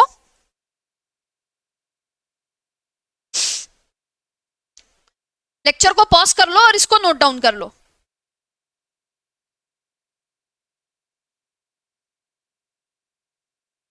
क्लियर? चलिए, आई होप आप लोगों ने कर लिया होगा। अब आ जाइए बुक के अंदर। बुक के अंदर मतलब नोट्स के अंदर। अब आपका सबसे पहला सवाल आएगा कि मैम ये नोट्स हमको कहाँ से मिलेंगी? तो देयर आर 3 ऑप्शंस। अगर आपने कोर्स में एनरोल कर रखा है और आपने कोर्स में सॉफ्ट कॉपी का ऑप्शन अगर ऑप्ट किया है तो आपके कोर्स में पीडीएफ वाले सेक्शन में आपको ये नोट्स मिल जाएंगी। आप इसका प्रिंट आउट निकाल सकते हो। अगर आपने हार्ड कॉपी बुक के लिए ऑप्ट किया है, मतलब lectures plus hard copy book के लिए अगर आपने ऑप्ट किया है, तो आपके बुक का जो चैप्टर 1 है ऑल अबाउट शेयर कैपिटल, उसके पहले आपको ये business form of company as a business form of organisation का ये दिखेगा, सेगमेंट दिखेगा, वो हम लोग अभी पढ़ने वाले हैं। और अगर आप यूट्यूब पे इस लेक्चर को देख रहे हो तो ये वाले नोट्स आपको हमारे टेलीग्राम चैनल पे मिल जाएंगे। अब टेलीग्राम चैनल की लिंक कहां से मिलेगी? तो वो आपको मिलेगी डिस्क्रिप्शन बॉक्स से। क्लियर? तो चलिए, we are going to start with the brief introduction of company form of an organisation. अब यहाँ पे जितना भी कंटेंट दिख रहा है ये मैंने नहीं बनाया है, ये आपके स्टडी मटेरियल में दिया हुआ है। अब आपके स्टडी मटेरियल में कहाँ दिया हुआ है? क्योंकि बहुत से बच्चे जो कंपैरिजन करने के लिए बैठे होंगे, तो लेट मी टेल यू कि ये कहाँ पर दिया हुआ है। आपके स्टडी मटेरियल के यूनिट 1 में जहां पे इशू ऑफ शेयर्स का चैप्टर है, वहां इनिशियल इंट्रोडक्शन में पूरा कंपनी के बारे में दे रखा है। बस मैंने उसको एक अलग सेगमेंट में डाल दिया है, आपके बुक में एक ही चैप्टर में मर्ज किया है, बट दोनों इंडिपेंडेंट है, इसीलिए मैंने इसको अलग से यहां पर रखा है। क्लियर? चलिए, company form of a business, जहां पे हम लोग features, types and accounting framework के बारे में पढ़ने वाले हैं। कंपनी का मीनिंग क्या होता है? Company is a legal structure. जैसे कि मैंने आपको बताया कि लीगल फॉर्मेलिटीज करके एक ऑर्गेनाइजेशन को बनाया जाता है, formed by a group of people who come together voluntarily to carry out the business and share the profit.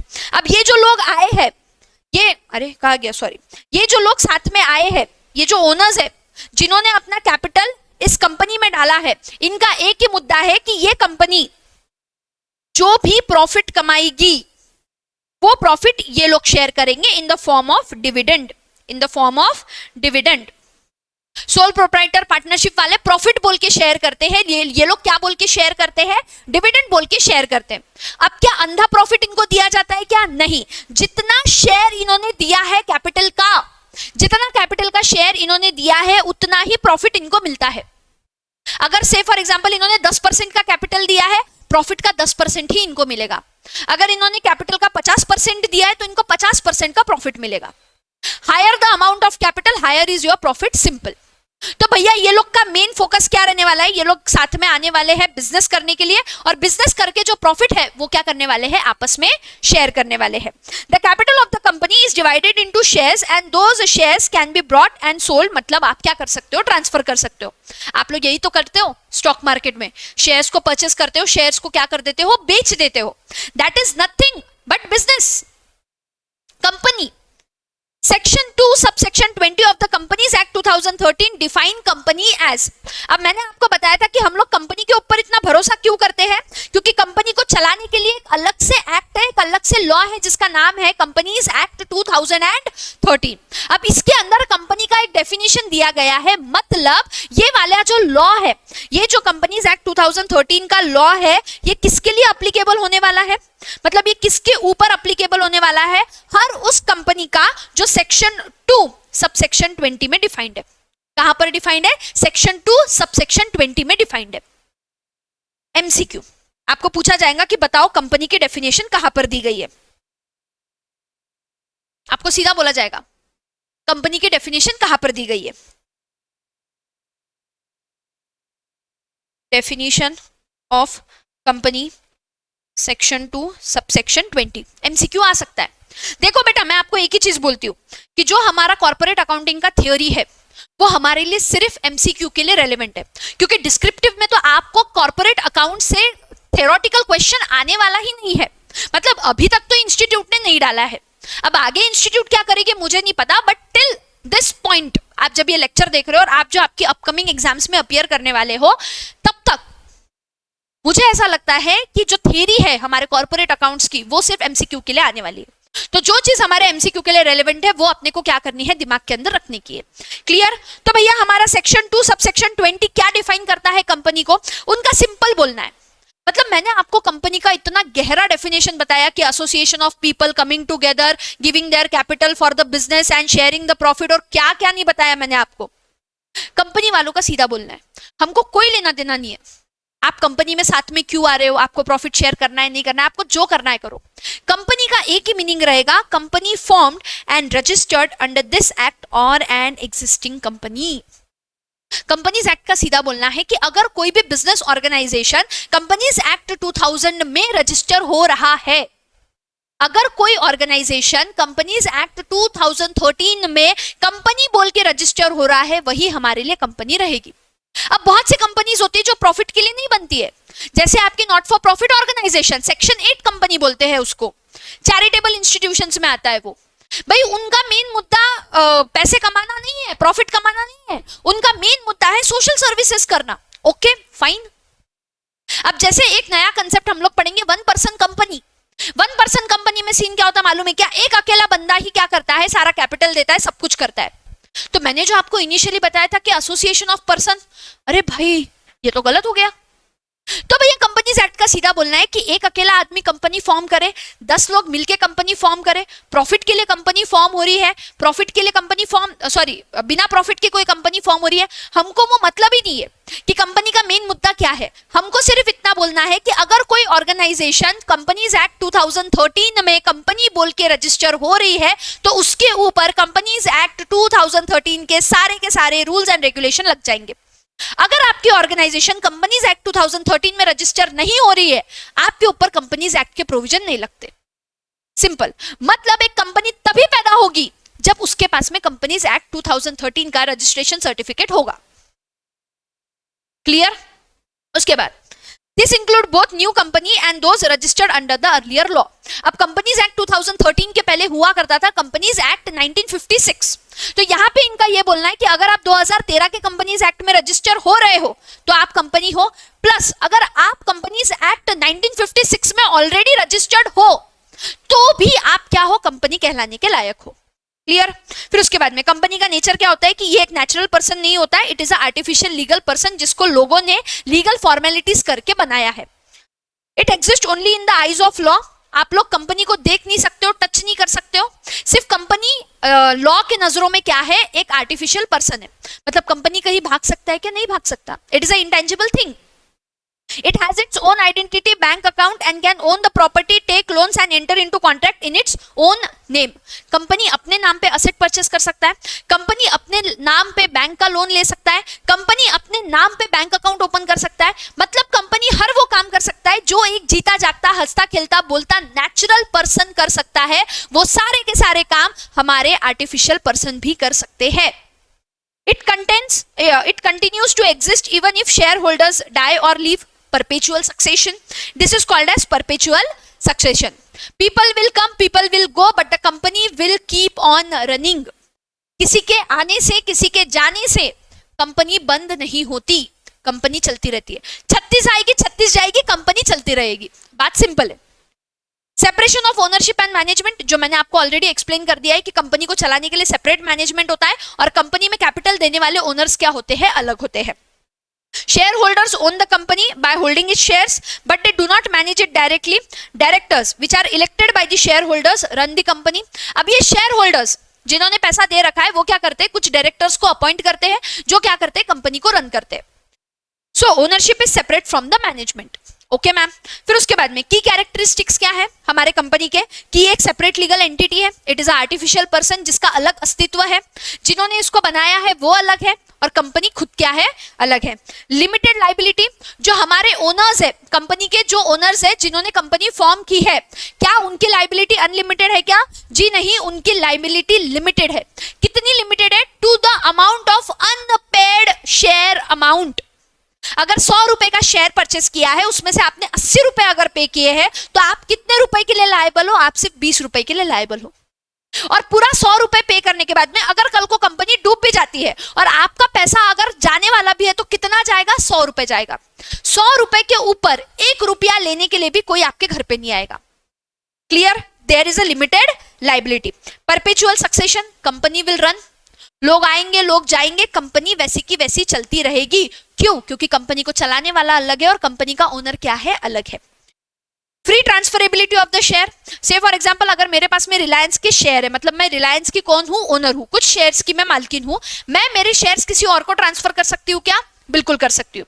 कर सकती हूँ क्या, बिल्कुल कर सकती हूँ. But there is a form of company called as private company. तो प्राइवेट कंपनी में ये शेयर की ट्रांसफरेबिलिटी थोड़ी सी रेस्ट्रिक्ट हो जाती है. उसके बारे में इन डिटेल अपन कहाँ पढ़ने वाले हैं, सीएमए इंटर ग्रुप 1 लॉ में पढ़ने वाले हैं. तब तक के लिए आपको थोड़ा सा सबूरी और शांति रखनी पड़ेगी. हम लोग ये सारी चीजें कहाँ पर पढ़ने वाले हैं, सीएमए इंटर ग्रुप 1 लॉ में पढ़ने वाले हैं. प्रॉपर्टी ओनरशिप, कंपनी खुद के नाम पे प्रॉपर्टी ले सकता है, कंपनी किसी को भी स्यू कर सकता है या कोई भी कंपनी को स्यू कर सकता है. जैसे से for example Johnson's and Johnson's baby का जो टैल्कम पाउडर है उसके अंदर किसी एक प्रोडक्ट का बहुत ज्यादा यूसेज है, ऐसा बोल के कुछ लोगों ने जॉनसन एंड जॉनसन कंपनी को स्यू किया था. उसको बनाने वाले लोगों को स्यू किया था क्या, नहीं. वैसे ही किंगफिशर एयरलाइंस को स्यू किया गया था, विजय माल्या को स्यू किया गया था क्या, वैसे ही किंगफिशर एयरलाइंस ने भी किसी को स्यू किया होगा. तो कंपनी खुद भी स्यू हो सकती है और किसी और को स्यू कर भी सकती है. It is a artificial person जो डायरेक्टर्स के थ्रू काम करती है. और ये क्या है, वॉलेंटरी एसोसिएशन. किसी की जोर जबरदस्ती नहीं है कंपनी बनाने के पीछे. अगर आपका मन है तो कंपनी के फॉर्मेशन में आइए, अगर आपका मन है तो कंपनी के शेयर्स को परचेस कीजिए, अदरवाइज रहने दीजिए. क्लियर. फिर उसके बाद में there are certain types of company, है ना. अब ये मैं तुमको बता रही हूँ, यहाँ पे चीजें दे रखी है. अगेन हमको डिस्क्रिप्टिव क्वेश्चंस आने वाले हैं क्या पेपर में, नहीं आने वाले, बट एमसीक्यू आने वाले हैं क्या, बिल्कुल आने वाले. तो हमारा मेन मोटिव ये पूरा थ्योरी पढ़ने का क्या है, multiple choice question. The main motive हम लोगों को मल्टीपल चॉइस क्वेश्चन पूरे के पूरे सॉल्व करने हैं. तो भैया there are different types of company. एक होता है जो लाइबिलिटी पे डिपेंड होता है, जैसे कंपनी लिमिटेड बाय शेयर्स, मतलब आपकी लाइबिलिटी कितनी रहेगी, शेयर होल्डर्स की लाइबिलिटी कितनी रहेगी, to the unpaid amount of shares they hold. Liability of shares is limited to the unpaid amount on the shares they hold. जितने शेयर्स आपके पास है उसके ऊपर का जितना अनपेड अमाउंट है जो आपको पे करना है, आपकी लाइबिलिटी उतनी ही रहेगी. Company limited by guarantee. अब बहुत सी कंपनीज में ऐसा होता है कि मेंबर्स बोलते हैं कि अगर कल को कंपनी में कुछ भी झोल झपाटा होता है तो हम गारंटी देते हैं कि हम इतना अमाउंट पे करेंगे. गारंटी मतलब जितने की तुमने गारंटी दी है उतनी तुम्हारी क्या हो जाएगी, लाइबिलिटी हो जाएगी. Members promise to pay a fixed amount if the company is wound up, mostly used in the not for profit organisation. Okay. फिर उसके बाद में अनलिमिटेड कंपनी, भैया मेंबर्स की लाइबिलिटी पे कोई भी लिमिट नहीं रहने वाला. It is a rarely used company.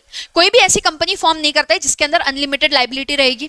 अगर अनलिमिटेड लाइबिलिटी रखना है तो मैं सोल प्रोप्राइटरशिप चलाऊंगी, मैं पार्टनरशिप चलाऊंगी, कंपनी क्यों चलाऊंगी. But there is a form of company जिसके अंदर अनलिमिटेड लाइबिलिटी हो सकती है. उसके बाद कुछ companies are based on public company and private company.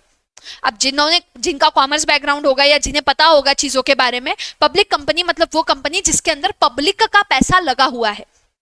Public का पैसा लगा हुआ है मतलब इनिशियल पब्लिक ऑफर, आईपीओ वगैरह के बारे में तो सुना ही होगा. कम ऑन यार, मतलब अगर तुम कॉमर्स बैकग्राउंड के नहीं हो, स्टिल आपने इनिशियल पब्लिक ऑफर के बारे में सुना होगा कि कंपनी आईपीओ खोल रही है. अब आईपीओ खोल रही है मतलब क्या, कंपनी पब्लिक एट लार्ज को इनवाइट कर रही है कि आओ आओ हमारे कंपनी के शेयर्स में पैसा डालो. That company is called as a public limited company. ऐसी कंपनी जिसके अंदर पब्लिक का इंटरेस्ट है उसको बोला जाता है public limited company. On the contrary, कुछ कंपनीज ऐसी होती है जिसके अंदर हमारे ही लोगों का पैसा लगा होता है. जैसे मैं, मेरे घर वाले, मेरे दोस्त, मेरे जान पहचान वाले, हम कुछ लोगों ने मिलकर अपना कैपिटल इन्वेस्ट किया है और एक कंपनी बनाई है, उसको बोला जाता है प्राइवेट लिमिटेड कंपनी. पब्लिक में पब्लिक का पैसा लगा हुआ है, पब्लिक एट लार्ज पूरे इंडिया का जिनका एक दूसरे से कोई भी लेना देना नहीं है उनका पैसा लगा हुआ है. प्राइवेट में हम लोग जो एक दूसरे को जानते पहचानते हैं उनका पैसा लगा हुआ है. तो मैम क्या प्राइवेट लिमिटेड कंपनी में अनलिमिटेड लाइबिलिटी होती है? नहीं, लिमिटेड लाइबिलिटी ही रहेगी आपकी. बस फर्क इतना है कि प्राइवेट लिमिटेड कंपनी में जो कैपिटल डालने वाले लोग हैं वो एक प्राइवेट ग्रुप के होते हैं. पब्लिक में पैसा डालने वाले जो लोग हैं वो पब्लिक एट लार्ज है.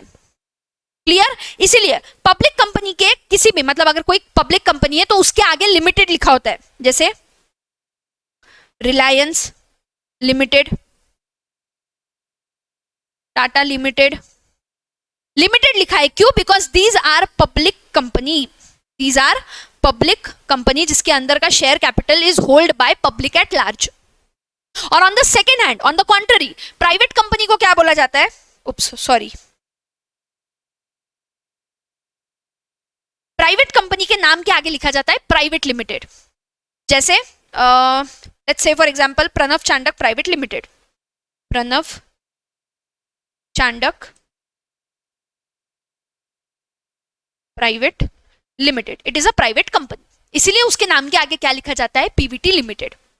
मतलब अगर किसी भी दुकान के आगे कंपनी लिखा हुआ है ना, या पूरा कंपनी लिखा हुआ है या एसोसिएशन लिखा हुआ है, तो ये आपकी कंपनीज रहने वाली है क्या? नहीं रहने वाली. अगर कंपनी के मतलब उस बिजनेस के नाम के आगे लिमिटेड लगा है या प्राइवेट लिमिटेड लगा है, तभी वो क्या रहने वाली है? कंपनी रहने वाली है. तभी वो क्या रहने वाली है? कंपनी रहने वाली है. अ private company must restrict the transfer of shares, limit the number of members from 2 to 200, except 1% company excluding employees and ex-employees.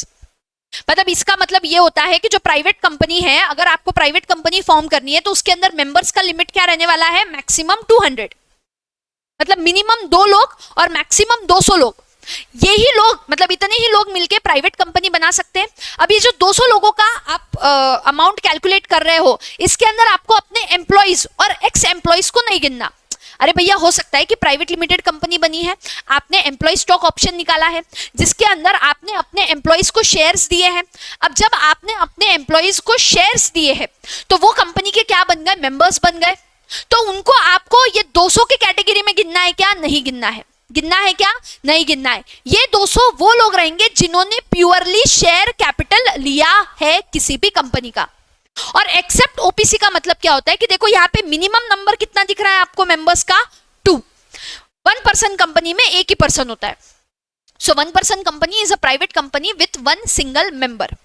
Clear? Private company के शेयर्स आप ट्रांसफर कर सकते हो क्या? नहीं कर सकते. Prohibit inviting the public to buy its shares. क्या आप पब्लिक को अपने शेयर्स लेने के लिए प्रोत्साहन दे सकते हो क्या? नहीं दे सकते. Must have a minimum paid up share capital as prescribed. पर ये जो पेड अप शेयर कैपिटल का क्राइटेरिया है वो अभी निकाल दिया गया है, उसको अभी यहाँ पर नहीं रखा गया है.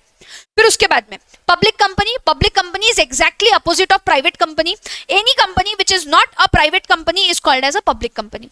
मतलब पब्लिक कंपनी के अंदर 200 के ऊपर लोग रह सकते हैं. मतलब 2 से कितने भी लोग रह सकते हैं. Unlimited number of people can be there. कितने भी मेंबर्स आपके हो सकते हैं. Shares are freely transferable. कोई भी रेस्ट्रिक्शन आपको लगाने की जरूरत नहीं है. क्लियर है बात? Provided that a company which is a subsidiary of public company shall be deemed to be a public company even if it is a private company in its article. अब इसका मतलब क्या है समझो, कि एक प्राइवेट कंपनी है, ठीक है, मतलब एक कंपनी प्राइवेट कंपनी है, मतलब अपने अपने लोगों ने मिलकर एक प्राइवेट कंपनी बनाई है, पर इस कंपनी का जो पप्पा है, अब होल्डिंग कंपनी का एक सिंपल सा मीनिंग समझो, it is called as papa. Basically ये सब ना लॉ का कंटेंट है, जिन लोगों ने सीएमए इंटर ग्रुप 1 लॉ पढ़ रखा है उनको होल्डिंग कंपनी, सब्सिडियरी कंपनी, ये सब कुछ पता है। अब अगर आप डायरेक्टली ग्रुप 2 दे रहे हो तो शायद आपको होल्डिंग कंपनी, सब्सिडियरी कंपनी नहीं पता होगी, तो मैं एक ब्रीफ ओवरव्यू दे देती हूँ। होल्डिंग कंपनी का मतलब होता है एक ऐसी कंपनी जो दूसरी कंपनी को क्या कर रही है, कंट्रोल कर रही है, ठीक है। तो भैया ये हमारी एक प्राइवेट कंपनी है, ठीक है। अब इस प्राइवेट कंपनी को होल्ड करती है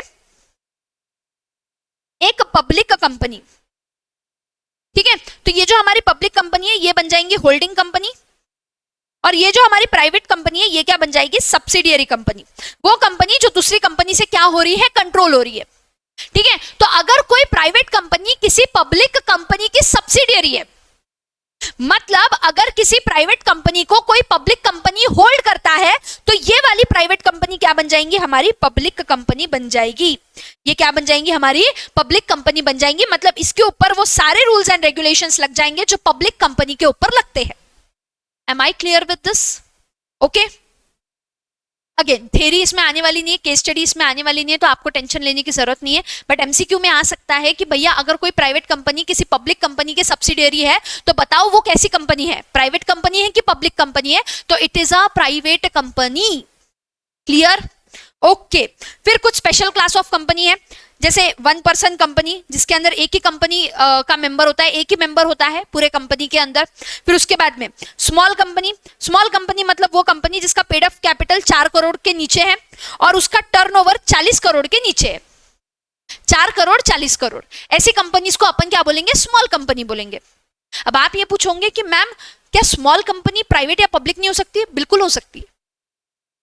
ऐसा बिल्कुल भी नहीं है कि अगर कोई कंपनी प्राइवेट है तो वो 1 पर्सन नहीं रहेगी, अगर 1 पर्सन है तो वो प्राइवेट नहीं रहेगी, अगर 1 पर्सन है तो वो प्राइवेट कंपनी रहेगी। उसके बाद में अगर आपकी स्मॉल कंपनी है तो it can be a public company, it can be a private company. आपको सिर्फ रिकॉग्नाइज करना है कि स्मॉल कंपनी है कि लार्ज कंपनी है। क्लियर? तो भैया आपका पेड अप शेयर कैपिटल कितना रहेगा, 4 करोड़ रहेगा, और टर्नओवर कितना रहेगा, 40 करोड़ रहेगा। और एक चीज, ये कंपनी पब्लिक कंपनी नहीं रहेगी, ये कंपनी पब्लिक कंपनी नहीं रहेगी। मतलब सुनो मेरी बात, आपका 1 पर्सन कंपनी, आपका स्मॉल कंपनी, ये दोनों भी कैसी कंपनीज रहने वाली है, प्राइवेट कंपनी रहने वाली है। मतलब जब भी कोई पब्लिक कंपनी बनेगी, जब भी कोई पब्लिक कंपनी बनेगी, ये हमेशा कैसी बनेगी, लार्ज कंपनी बनेगी। कैसी बनेगी, लार्ज बनेगी। एक एग्जांपल लेके बताती हूं, रिलायंस लिमिटेड, ठीक है, टर्नओवर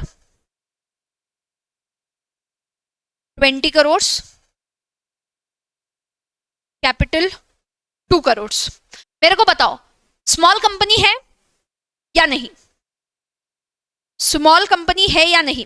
अब स्मॉल कंपनी का क्राइटेरिया कितना है, 4 करोड़ और 40 करोड़। स्मॉल कंपनी का क्राइटेरिया क्या है, 4 करोड़ और 40 करोड़। मेरा तुमसे सवाल है, Reliance limited turnover 20 crore, capital 2 crore, small company है या नहीं है? बताओ। मैम स्मॉल कंपनी नहीं है। क्यों नहीं है? क्योंकि Reliance limited is a public company, और पब्लिक कंपनी कभी भी स्मॉल कंपनी नहीं रहती। ऑल्दो उसका टर्नओवर 20 करोड़ और 2 करोड़ है, स्टिल वो पब्लिक कंपनी, स्मॉल कंपनी नहीं रहेगी। ऑन द कॉन्ट्ररी, ठीक है, समझ में आई बात? मतलब वो पब्लिक कंपनी स्मॉल कंपनी बनेगी क्या? नहीं बनेगी। Am I clear with this? उसके बाद however the concept of small companies does not apply to the following companies। अब उसके बाद यहाँ पे देखो, आपको दिख रहा होगा such higher amount specified not exceeding 10 crore. अब ये जो 4 करोड़ का अमाउंट है ना, ये अगर सरकार चाहे तो बढ़ा भी सकती है। मतलब स्मॉल कंपनी का जो क्राइटेरिया है टर्न कैपिटल का, ये बढ़ा भी सकती है, लेकिन 10 करोड़ के ऊपर नहीं कर सकती। अरे भाई मेरे को एक बात बताओ, कंपनीज एक्ट के सेक्शन अपन पढ़ रहे, अब इसको बनाने वाला कौन है? सरकार है, पार्लियामेंट में ये लॉ पास होता है। क्लियर? अब जब पार्लियामेंट में अगेन अगर आगे महंगाई बढ़ती है, हमको समझ में आता है कि 4 करोड़ में स्मॉल कंपनी नहीं, 6 करोड़ का अपने को लिमिट रखना है, रख सकते हो। पर क्या ये लिमिट 12 करोड़ हो सकती है क्या? नहीं हो सकती। सरकार के ऊपर भी रेस्ट्रिक्शन लगाया गया है कि स्मॉल कंपनी के लिए मैक्सिमम परमिसिबल कैपिटल जो लिमिट है वो कितना रहेगा, 10 करोड़ रहेगा, और मैक्सिमम परमिसिबल टर्नओवर का लिमिट कितना रहेगा, 100 करोड़ रहेगा। क्लियर? फिर उसके बाद में अगर कोई भी होल्डिंग कंपनी है या सब्सिडियरी कंपनी है तो वो स्मॉल कंपनी के क्राइटेरिया में नहीं आएगा। जो सेक्शन 8 कंपनी है वो स्मॉल कंपनी के क्राइटेरिया में नहीं आएगा। कोई बॉडी कॉर्पोरेट है जो स्पेशल एक्ट से रन होती है उनके लिए स्मॉल कंपनी का क्राइटेरिया नहीं आएगा। Am I clear with this? फिर उसके बाद में not for profit organisation, section 8 company बोलते हैं ऐसी कंपनीज जो फॉर्म होती है सोशल सर्विसेज के लिए। इनका प्रॉफिट कमाना मेन उद्देश्य नहीं होता और जो भी प्रॉफिट ये कमाते हैं वो कंपनी के अंदर ही वापस से यूज किया जाता है, अपने मेंबर्स को डिविडेंड ये लोग डिस्ट्रीब्यूट नहीं करते। Company that engages itself in the promotion of art, science, sports, education, research, social welfare, religion, charity, protection of the environment, or any other objects, provided it intends to apply its profit, if any, or other income in promoting its object and intend to prohibit the payment of dividend. मतलब जो भी profit आप कमाओगे वो खुद के ऊपर ही आपको क्या करने हैं, इन्वेस्ट करने हैं। लिस्टेड कंपनी, लिस्टेड कंपनी का मतलब होता है वो कंपनी जिसने अपने आप को बॉम्बे स्टॉक एक्सचेंज या नेशनल स्टॉक एक्सचेंज पे क्या किया है, रजिस्टर किया है। मतलब वो कंपनीज जिसके शेयर्स फ्रीली स्टॉक मार्केट में ट्रेड हो रहे हैं उसको बोलते हैं लिस्टेड कंपनी। अब एक पब्लिक कंपनी लिस्टेड कंपनी हो सकती है क्या? बिल्कुल हो सकती है। क्या एक पब्लिक कंपनी अनलिस्टेड कंपनी हो सकती है क्या? बिल्कुल हो सकती है। तो मेरा आपको बोलने का मतलब यह है कि एक कंपनी 2-3 कैटेगरीज में आ सकती है। ऐसा कोई थंब रूल नहीं है कि सिर्फ पब्लिक लिमिटेड ही कंपनी रहेगी या सिर्फ लिस्टेड ही रहेगी या सिर्फ 1% रहेगी। नहीं, एक कंपनी प्राइवेट लिमिटेड भी हो सकती है, लिस्टेड भी हो सकती है, 1% कंपनी भी हो सकती है, स्मॉल कंपनी भी हो सकती है। क्लियर? फिर उसके बाद में अब यहाँ पे कंपनी के बारे में अपन ने समझ लिया। पिछले 40 मिनट से हम लोग कंपनी के बारे में समझ रहे हैं। अब फटाफट से कंपनी के अकाउंट के बारे में समझ लेते हैं कि व्हाट इज अकाउंटिंग और इसके अंदर अपने को क्या क्या पढ़ना है। तो भैया अकाउंटिंग पाइवोटल क्यों है? पाइवोटल का मतलब होता है इंपॉर्टेंट। कि कंपनी के अंदर अकाउंटिंग इतना इंपॉर्टेंट क्यों है? क्योंकि मैम कंपनी को बनाने वाला अलग है, कंपनी को पैसा देने वाला अलग है और कंपनी को चलाने वाला अलग है। तो जिसने कंपनी को पैसा दिया है उसको पता तो हो कि उसका पैसा सही तरीके से सही जगह पे यूज हो रहा है, वरना क्या मतलब आ रहा है। तो मैम हमारा सबसे पहला ये है कि शेयर होल्डर्स ओनर है लेकिन वो मैनेज नहीं करते, बोर्ड ऑफ डायरेक्टर्स मैनेज करते हैं। Hence accounting act as a reporting tool showing how well the directors are managing the company's resources to enhance the shareholders value। जो पैसा कंपनी के अंदर शेयर होल्डर ने दिया है वो कितने अच्छे तरीके से यूज हो रहा है ये बताने का काम किसका है? ये बताने का काम है हमारे अकाउंटिंग का। अकाउंटिंग किसके लिए हेल्प करती है? मैनेजर के रिपोर्ट के लिए और स्टेक होल्डर्स के लिए। स्टेक होल्डर का मतलब होता है हर वो इंसान जिसका कंपनी के अंदर इंटरेस्ट है।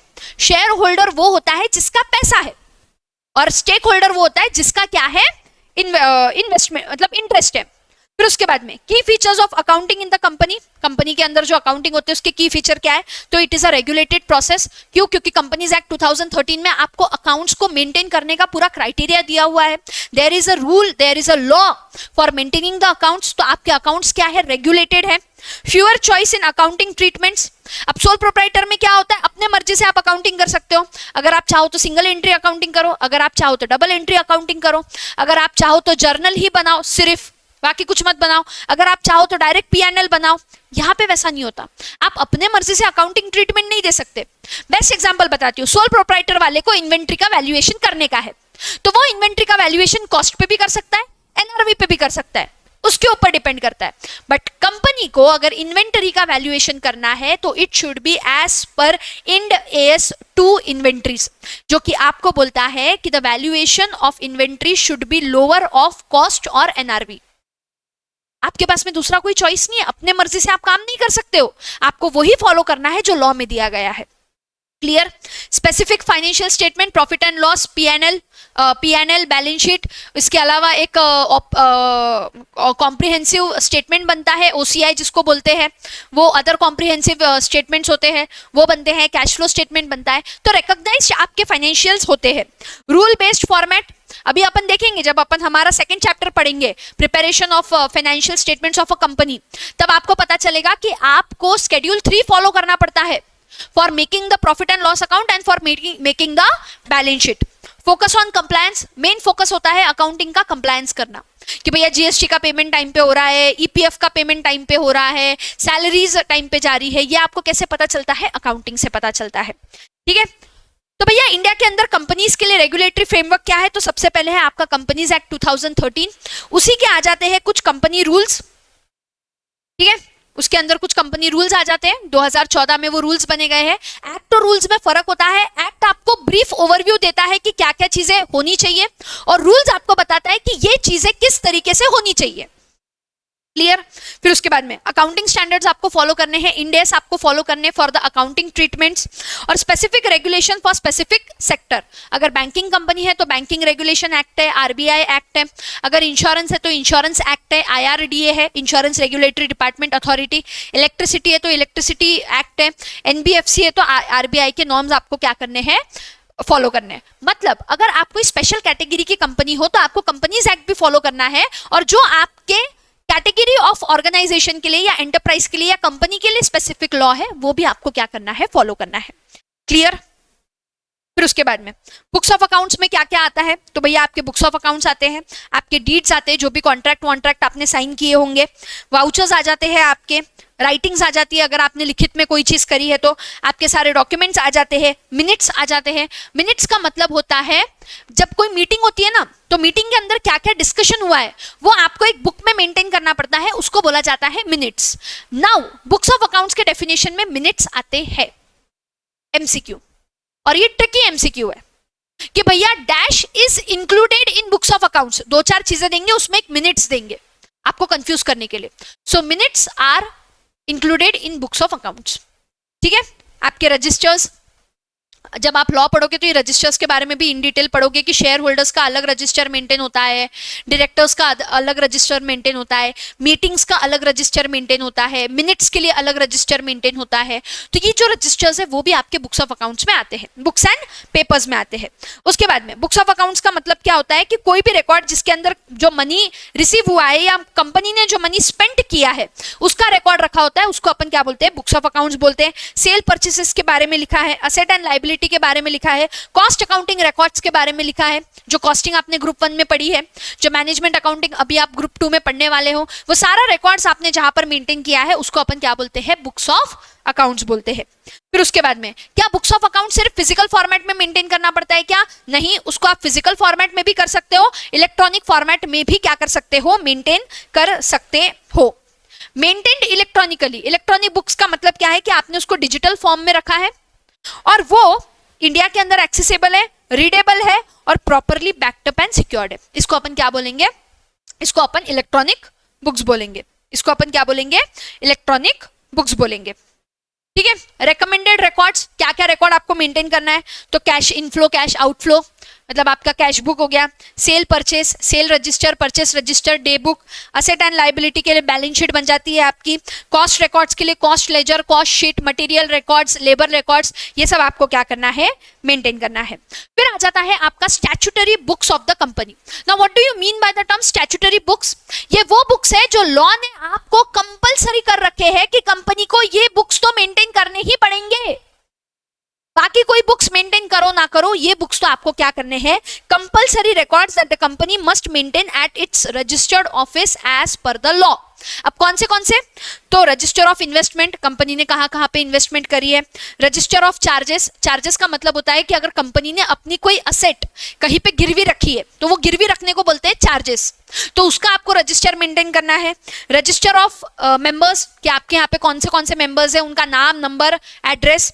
रजिस्टर ऑफ डिबेंचर होल्डर, जो आपके डिबेंचर होल्डर्स है उनकी सारी डिटेल्स जिस रजिस्टर में रखी है वो। Annual returns, minutes book, register of contract, register of directors, register of share holding of the director, register of loans to related company, register of investment in other companies. ये सारे registers के बारे में हम लोग सीएमए इंटर ग्रुप 1 लॉ में पढ़ने वाले हैं।